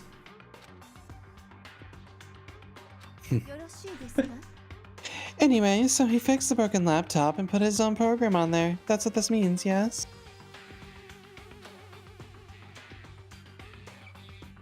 Then he brought the machine to this dressing room where the mastermind would not be able to see it.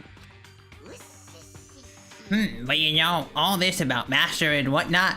Yes. I believe I'm okay. I believe I'm on fire. Master slave and computer electronics and software. Oh, I believe I'm on fire. if they ever change the terminology, I'll be so upset. If in like the next 5 to 7 years we all agree not to say master slave anymore. Oh my god. They that was like a thing with GitHub not too long ago for those who don't get the joke. That's why. Oh, okay. I was telling chat just in case they didn't get the joke. GitHub, your default main branch and GitHub used to be called master, and they changed it to main as the default. Like you can still call it master if you want, and my job still calls it master, but like that caused a big like kerfuffle because people were like, it's just changing something for no reason, and like it doesn't matter. Master slavery existed all throughout history. There's nothing controversial about it. Why would we change something? Why? Yeah, it was very, very dumb because like, okay, so I am all for changing terminology for especially when it comes to software dev, so software related terminology and stuff, so that way it's more understandable to people who aren't into like are already programmers, right? Because main makes a lot more sense than master. Your main branch is typically your main branch of whatever program you're working on is typically what's deployed to production anyway, and so it's nice and simple to understand to others what main is. For some people are like master because that's how it was always called, and it's like, shut up, you nerd. It doesn't, it's, shut up. Yeah, like the one that I'm most familiar with too is also like they changed master slave in use for like I don't know, like maybe like how you spin up a VM, like a virtual machine or something, to parent and worker, and it just makes more sense. I guess they had main and replica too. Yeah, main and replica, but I think Controller, agent, there's a bunch of them. Yeah, those sound way better than master and slave, and is easier to I feel is easier to explain to people, and doesn't sound as weird.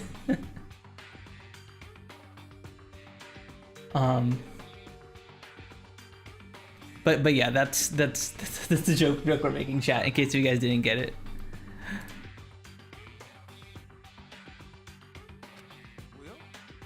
I thought you were only into 2D.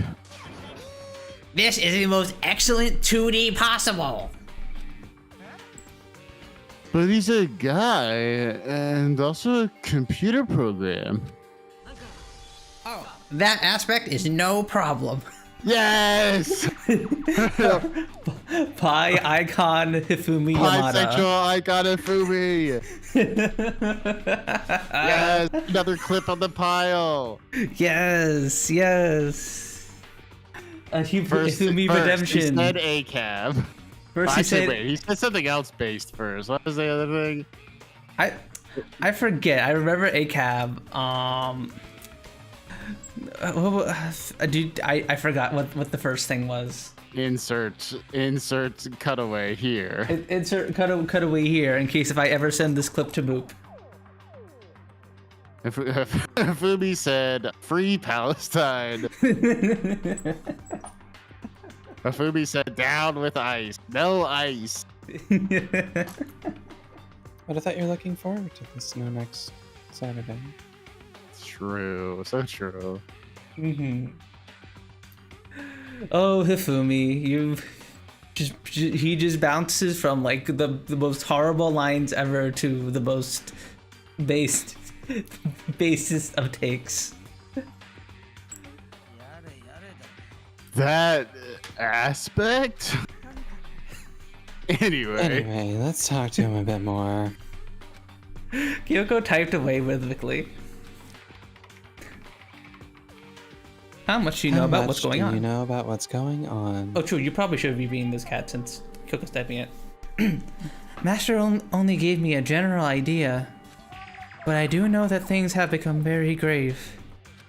He found himself caught up in this without warning. Kyoko immediately shot out another question. Why are you here? Are you asking what Master had planned for me? Well, he wanted me to analyze the massive number of files stored on this laptop. I believe the files are related to the school, but the protection of them is surprisingly strong. So it's taking me a little longer than I thought.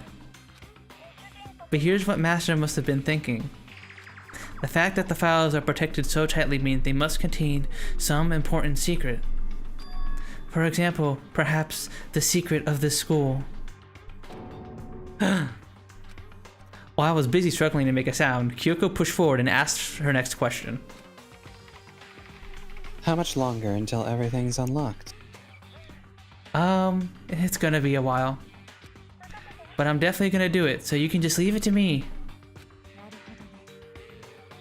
So because of how long it would take, he designed Alter Ego to handle the workload. Smart. That means also that the work remains uninterrupted, even after his death. Once again, Kyoko typed quickly. Keep it up. Be careful not to let the mastermind notice you. Don't worry, I've got a secret plan already, just in case. Actually, I can see what's going on with using my built-in webcam, so if anyone suspicious shows up, I'll just scream for help real loud. The pretty basic plan, I have to say. That is fine during the day, but the night is the problem. Huh? Why? Have you forgotten? All our rooms are completely soundproof. Once we close our doors, he can scream as loudly as he wants, but we won't hear a thing. Okay, then how about once it's nighttime, we each take turns guarding the dressing room? There's a good chance the mastermind would notice us all going in and out of the dressing room like that. Then what can we do? Once nighttime comes, I'll leave the door to my room open. There's no way I can miss Alter Ego yelling. But if you leave your door open all night, then... There's a chance I become a victim myself. I know. But I'm not as weak as you may think. I won't go down without a fight, I assure you. There's an undeniable strength in her voice when she said that. She was totally confident she would be okay. The confidence was somewhat similar to Byakuya's tone, but at the same time different. Yeah, it had an entirely different feel for sure. Like someone who's been dropped into a battlefield versus someone who's been born on a battlefield. I felt like this was I felt like that was the fundamental difference. I was pulled out of my thoughts by the voice suddenly emanating from the laptop. Would you mind if I asked a few questions? I haven't seen Master for a while. When you got here, I thought it was him, but is Master... For a split second, Kyoko seemed to not know what to do. But she recovered just as fast and quickly began typing. Her answer was clear, concise, direct. Chihiro is dead. Mondo killed him. I see. To be honest, I knew all along. I knew the chances that Master would survive this situation were very low. So, I was prepared for this moment. Somehow, I feel kinda sorry for her. I can't even imagine how it must feel to lose your other self. Also, weird if he was using her pronouns. Interesting. To refer to Chihiro. At least the AI. Well, Alter Ego, I think, actually. Which is interesting. Yeah. Mm-hmm. It is a simple computer program. It does not have feelings. Are you sure about that? Anyway, that's enough for today. If we linger here too long, the mastermind will begin to suspect something. And then Kyoko typed one last sentence. I'll come back later. Yes, please do. It's a promise, okay? Bye-bye. The AI seemed totally different from what we'd first arrived. He seemed upbeat. Was it just because he was following his programming? Or would he have actually been worried about us? What's wrong, Hero? Oh, nothing. I was just wondering if we might be able to get this laptop online. Then we could call for help from the outside. But this is just a dressing room. I don't think you can get online from here. Well, if we take it out of here and find somewhere that does have online access... That's way too dangerous. The mastermind would find out in no time. Oh, yeah, true. There's no time for taking needless risks. For now, I'll monitor the progress of the file analysis. I'm confident we'll uncover some kind of clue once it's finished. This feels more like a detour than anything else, but I suppose it can't be helped. Well, for now, all we can do is wait for Alter Ego to finish his work. So, should we get going? Indeed. Goodbye. We'll be back, I promise. Come on, Hifumi, let's go. Okay. And we all left the dressing room. As soon as we were out in the hall, Hina let out a joyful shout. Isn't it awesome? I ended up doing something totally awesome, right? As if he'd been waiting for his cue. Dun, dun, dun, dun, dun, dun. Hina has gained enough experience to level up. So, what was this awesome something? Monokuma! You guys all seem in remarkably good spirits. Did something happen? No, nothing in particular. Oh, keeping secrets. No fair. I demand an exclusive interview. Denied, denied, super denied. Just because you demand something doesn't mean we have to do it. Do it? You mean like, do it? What? Wait, what? What do you mean, do it? Ew, gross! You said do it! What? You said it first. We were just talking about going to the bathhouse. We have not had a chance to relax in some time. Huh? But unfortunately, the bathhouse is not divided into men and women sections. So we decided to do rock, paper, scissors to decide which group would go first. Hina won the match for us, and that's why we're all so pleased. Yeah, that's right. Speaking of which, okay, boys, why don't you head on back to the dining hall or something? We're gonna take a nice long bath. Oh, jeez. What are you gonna do, right? We lost fair and square. Well, ladies, shall we go? Celeste didn't hesitate coming up with the ruse, and her poker face didn't even flinch. So she and the other girls headed back into the dressing room.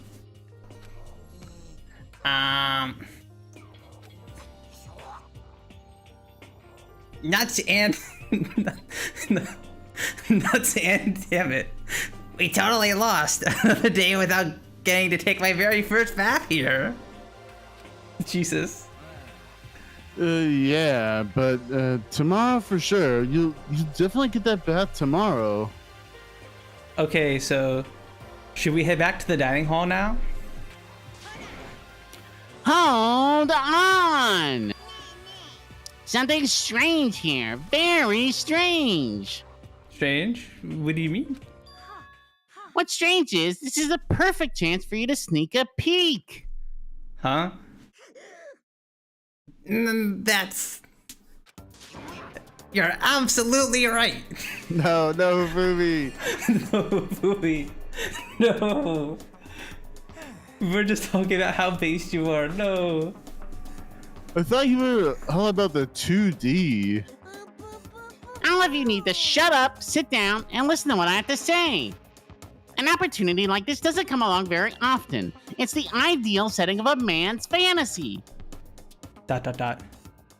I was forced to ask myself, should I sneak into the bathhouse, like Monokuma said, or just go quietly back to the dining hall? Okay, let's go. Jesus. With the man's fantasy burning in my chest, I decided to head back to the bathhouse. Pew! Have fun in your man's fantasy. Have a smashing good time. Oh my god, I can't believe we stumbled on this scene. Okay, so This is an optional scene that you can only trigger if you have the man's fantasy item in your inventory. What? And I guess we randomly pulled it. We did get the man's fantasy. I remember because we were all like, "What the fuck is the man's fantasy?" And it was a like a bucket and like a towel you'd bring to a bathhouse. Yep, this is why you got the scene. It's the only time in the game where like an item in your inventory gives you an extra scene, I think, and it's just for this. Crazy. Yep. If you didn't have it, we would just have gone to the dining hall. We opened the door to the dressing room, silent as death, and peeked inside. It looks like the girls had already finished changing and gone into the bathhouse. This had all started as a lie, but apparently they decided to go in for real. Making sure it was empty, we quietly made our way into the dressing room. The Forbidden Land. So they really are taking a bath. Is this what Celeste meant about lying convincingly? Mr. Hagakure, please refrain from pointless whispering. We're deep in enemy territory here. Just up ahead is the bathhouse, and there awaits a great dazzling passion.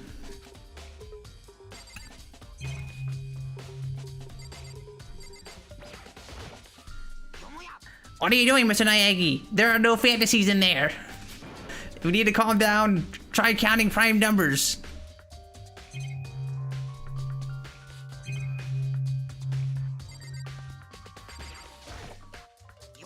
What are you doing? There's no fantasies in that massage chair. Go ahead, Mr. Naegi, you're on point.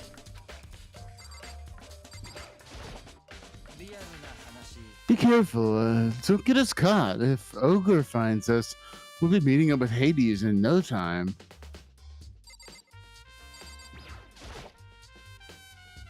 I placed my hand on the door leading into the bathhouse. I opened it gently, inch by inch. I maneuvered my hand like a master craftsman to avoid making even the slightest sound. A little further, and then on the other side of the thick, rising steam, I saw... My God.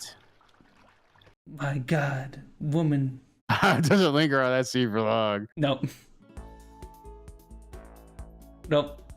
It's just quick fan service scene and we're out of here. I'm not sure how to put it, but I always feel refreshed after a job well done. A 3D body isn't so bad in its nude state, I suppose. But still, I just can't believe it. Like, for serious. Ogre's a girl?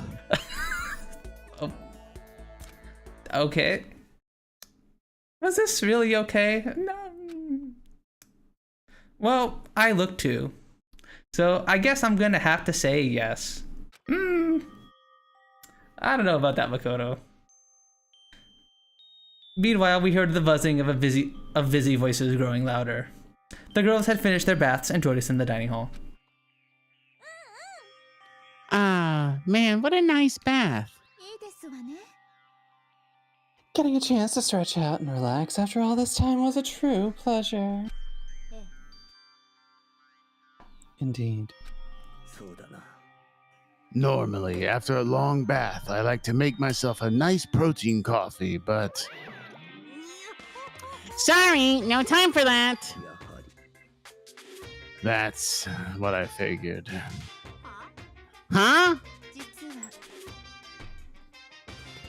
We were just saying in the bath how it was about time for you to get up to something. After seeing how happy we were, an evil little monster like you would never let that last for long. You're also terrible to me. I was like, why everybody's so mean to me? Everyone's so cold and mean. Even after I got presents for you all. Presents? Yeah, have I got your attention? Phew, then let's just head to the gym, where your presence awaits. No questions, no dilly-dallying. Get a move on and everything will become clear. What is it? What are you scheming this time? He's probably going to repeat the same thing again. Providing us with a motive to get things moving. Again? I don't want to. I don't want to do this anymore. Me either. I'm like totally traumatized.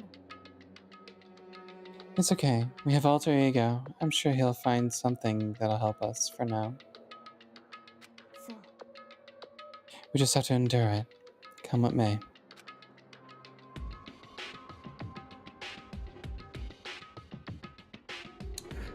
With heavy feet, we made our way to the gym. And when we arrived, there was already someone waiting for us.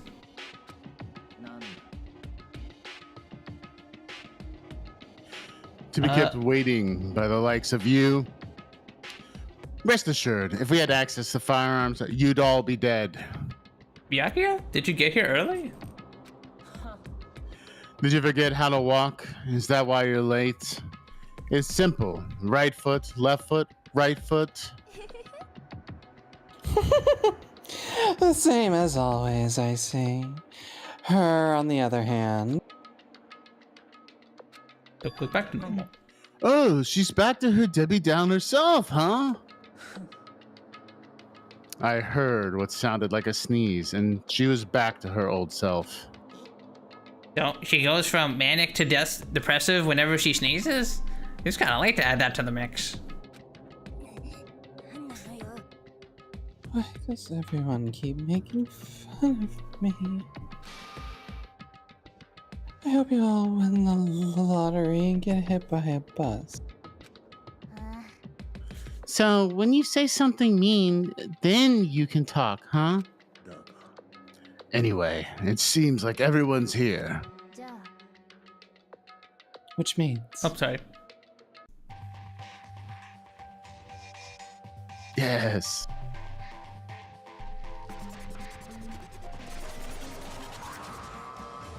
Boing.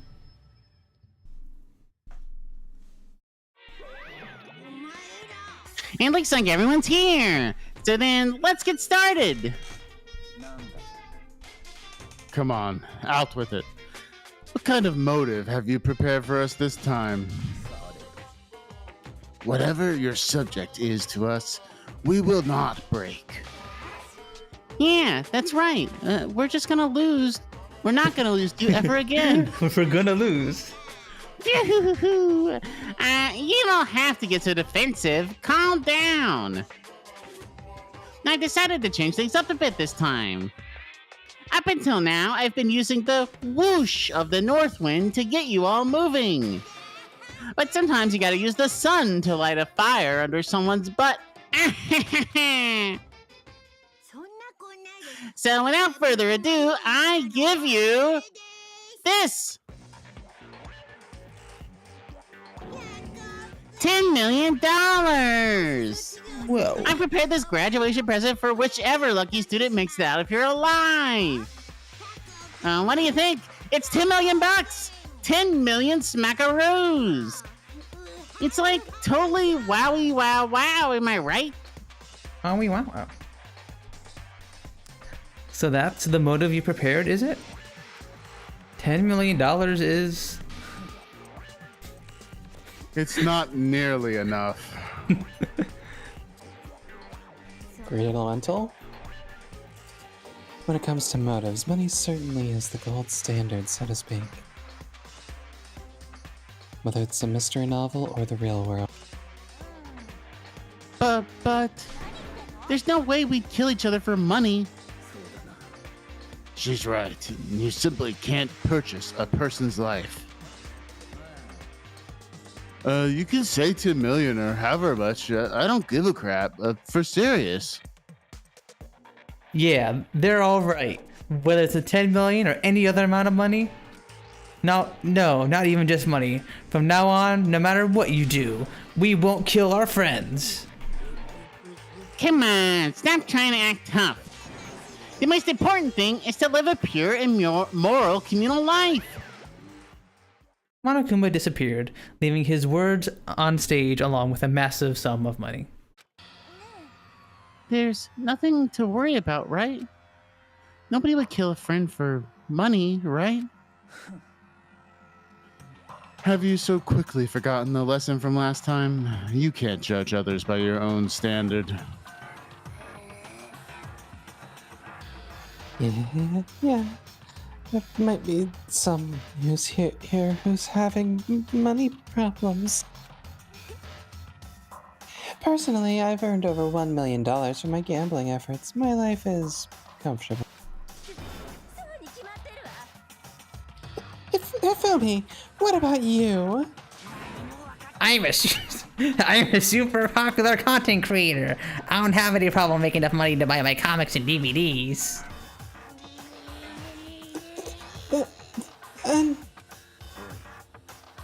Just stop. Pressing others about their personal finances is ugly. Ugly? Don't worry. Either way, whatever's going to happen will happen without warning. That is the nature of this game. Ding dong, bing bong.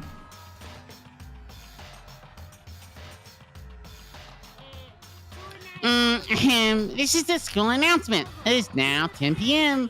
As such, it is officially nighttime. Soon the doors to the dining hall will be locked, and entry at that point is strictly prohibited. Okay then, sweet dreams everyone. Good night, sleep tight, don't let the bed bugs bite. It's that time already, huh? Before we separate, let me remind you. Starting tonight, I'll be leaving my room door open to make sure nothing happens to Alter Ego. But just because my door is open, don't assume that will make me an easy target. Or the predator may suddenly find itself the prey. Her voice was calm and composed, but it was clear she meant what she said. Okay, let's everyone just head back to our rooms. And don't think about the whole money thing, got it? Good, then let's break. How was that? Pretty good, right, Taka? Right? As soon as I was back in my room, I crawled into bed. Money. There's no way that's gonna get anyone to kill anyone else. I told myself that, but deep in my heart, I was so troubled. After all, I thought the same thing last time, about having our secrets revealed. Even if the reason for it seems completely nonsensical, a murder can still happen. That's the lesson we learned. But this time it's different. I'm sure of it. Because of the program Chihiro left behind, Alter Ego, we finally have some small hope to grasp onto. As long as we have that, then I'm sure.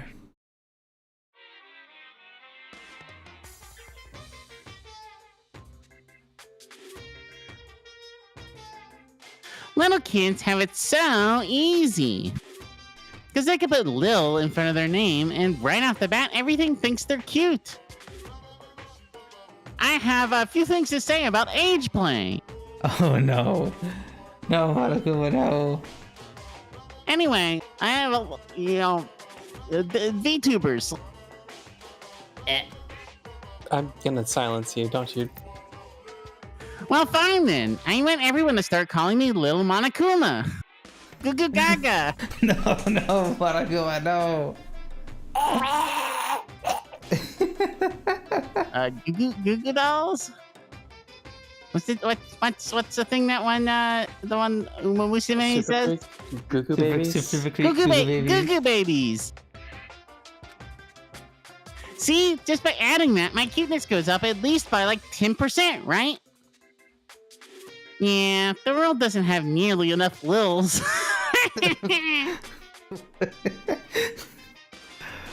Oh no.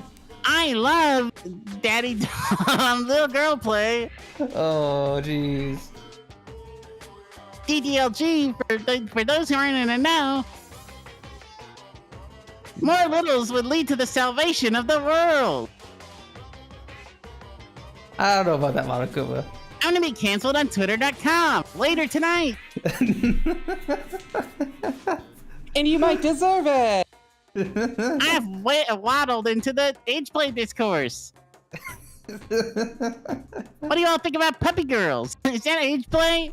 Oh, gee, it's a lot to think about.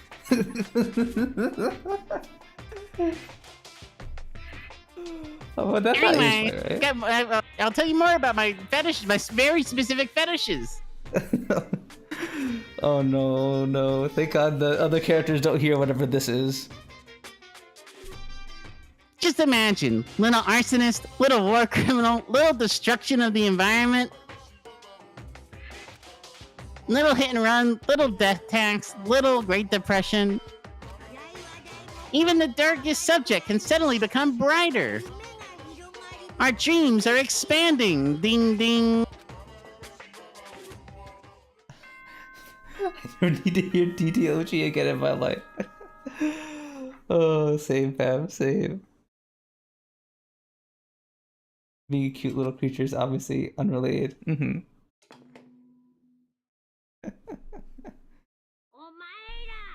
Good morning, everyone. It is now 7 a.m. and nighttime is officially over. Time to rise and shine. Get ready to greet another beautiful day. Well then, I guess I should head to the dining hall. Nothing bad could have happened. I feel like I had a weird dream about Monokuma telling me about his kinks, but I don't remember it, thankfully. I definitely don't remember anything.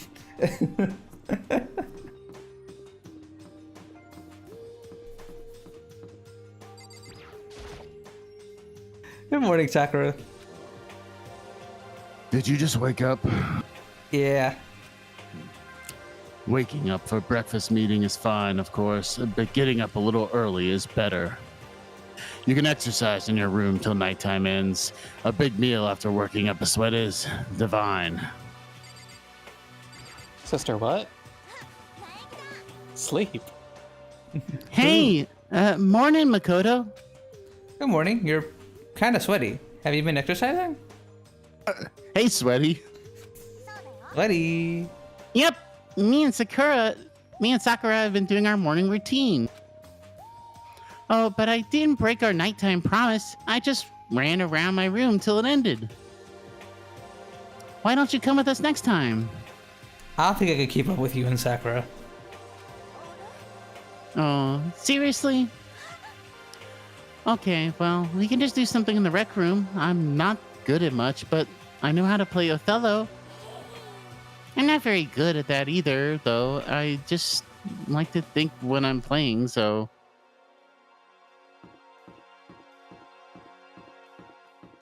Ah, Hifumi. Hifumi. A man of culture.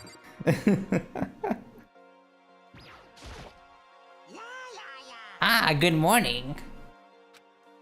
Morning. What are your thoughts on littles? Oh no. Actually, it's a great morning. A morning that has blessed my entire future. Really? It feels like any other morning to me. Maybe you can't tell. My soul was positively overflowing with strawberries today. What's that supposed to mean? Well, I'm off. That was bizarre. I mean, even for him. My fun dialogue. What the? I mean, my tummy do be full of strawberries sometimes, but I wouldn't say my soul is full of strawberries. Although if you eat enough of a thing, does it just like get incorporated to your soul or whatever? Is that how that works? No, just gives you a tummy ache. Hmm. So people, oh god, it's the auto. The people here are just like the same as yesterday. Byakuya and Toko are a lost cause, but It looks like Taka's decided to stop coming for good, too. it's like he's just given up. For people wound as tightly as he is, when you snap hard. I wish there was. Sorry, I don't do that in Huli's voice. I wish there was some way to make him better. On another topic, Kyoko, did everything go alright last night? Yeah, I didn't have any problems. I went and checked the laptop a little while ago, and there weren't any problems there either, but Yoko seemed to hesitate, but should they be talking about the laptop? I mean, I guess they don't know if the cameras can capture sound or not, but it's related to this case, so I suppose I should be blunt. I have to make a new rule. Using alter ego without permission is prohibited. Someone going in and out of the dressing room would draw unwanted attention from the mastermind. I would have thought that would be obvious. Why do we need to make a rule about it? That's a good question.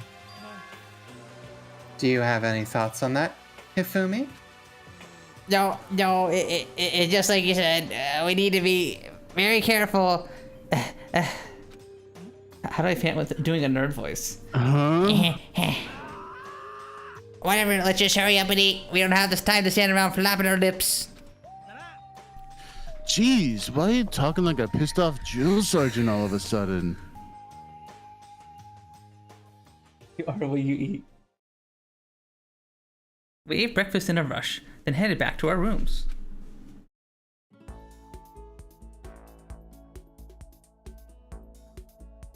What should I do today? Free time. Free time activated. Alright, well, it is 11 o'clock. Did we want to do a little free time, or do we want to wrap up the stream here? How are we feeling? I mean, this is a good stopping point. Yeah, we'll just stop here for today. This way, we'll continue we can do the free times when Rose and hopefully Gao are all here, and then we can do all the characters and stuff. Yeah, we can wrap it up here for today.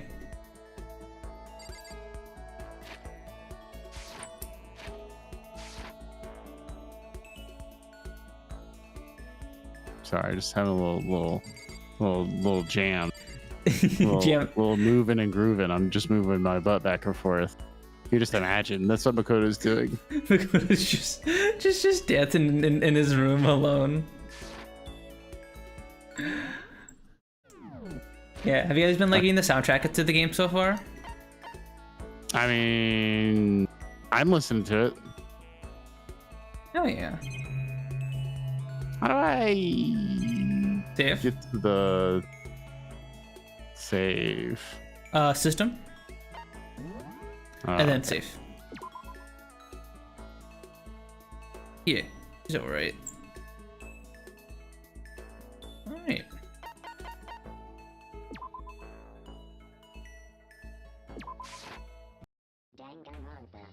Danganronpa. Danganronpa. Alright, I kick you out, Mel. I kick you from my computer. No. Alright, everybody. Thank you all so much for stopping by and hanging out with us today. Hopefully you enjoyed the start of chapter 3 here. And yeah, we got a bunch of stuff happen today. Chihiro left the computer behind. We had a basically a forced fan service scene because of a random item we got. Which is interesting. I don't know how to feel about the I feel about the fan service scene, because it's like, well, one, it's like kind of like accidentally forced, but also like it was a very anime thing to happen. Yeah. I don't know. I'm not much of a fan. It wasn't as gross as it could have been. The Aoi like in bed was like weirdly way more fan servicey. Yeah. That was weird. Yeah. Like, yeah, I don't know. It is like, and now I think about it, like, yeah, it feels like that her in bed was like more lewd than like the fan service scene, because they were all like wearing towels. That's on the game having both the more dialogue and also the fan service to the school age. Oh no. True, we did hear about Monokuma's weird age play fetish. Which was actually, I think it was just supposed to be like a, not actually about that at all, but that was a very funny way to make a bit out of that, Mo. Yeah. A bit. That's Monokuma's inner voice. It's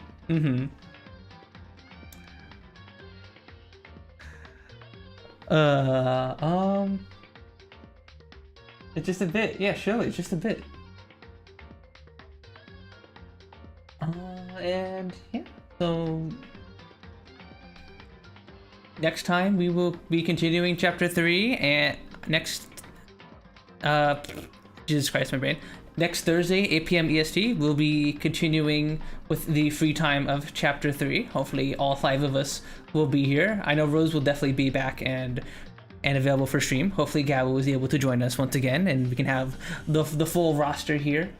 And yeah, it's going to be a good time. Hopefully I will see you guys all around for that. Tomorrow I'm going to be continuing playing The Crust, and I aim to try and finish the game this weekend. Hopefully, I only have I have less than 1,000 days left to build the moon laser, or else humanity is gonna die. So I gotta like lock in and get that thing building. Yeah, bring back the men on this dang stream. But there's a man here. There's one. Gallo? One? What do you mean? There's another man you're forgetting about.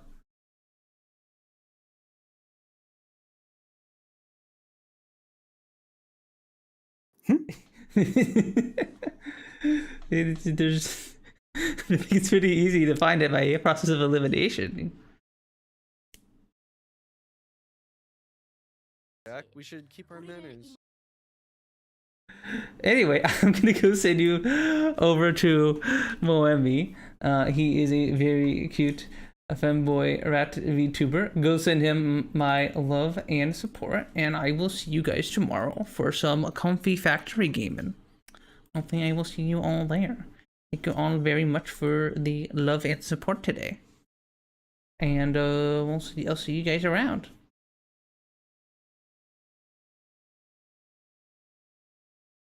Gavin not here. True. Hopefully he will be able to make it next time. Yeah. Oh yeah. Go follow Mel, Kat, Gao, and Rose if you don't already, because they are super awesome friends and they deserve it. And Gao, as Gao was saying, he was thinking of streaming again, so you'll want to be there when he streams again. And who knows, Rose and Mel and Kat might go live one day. One day. One day, maybe. And you'll want to be there because you're super duper cool.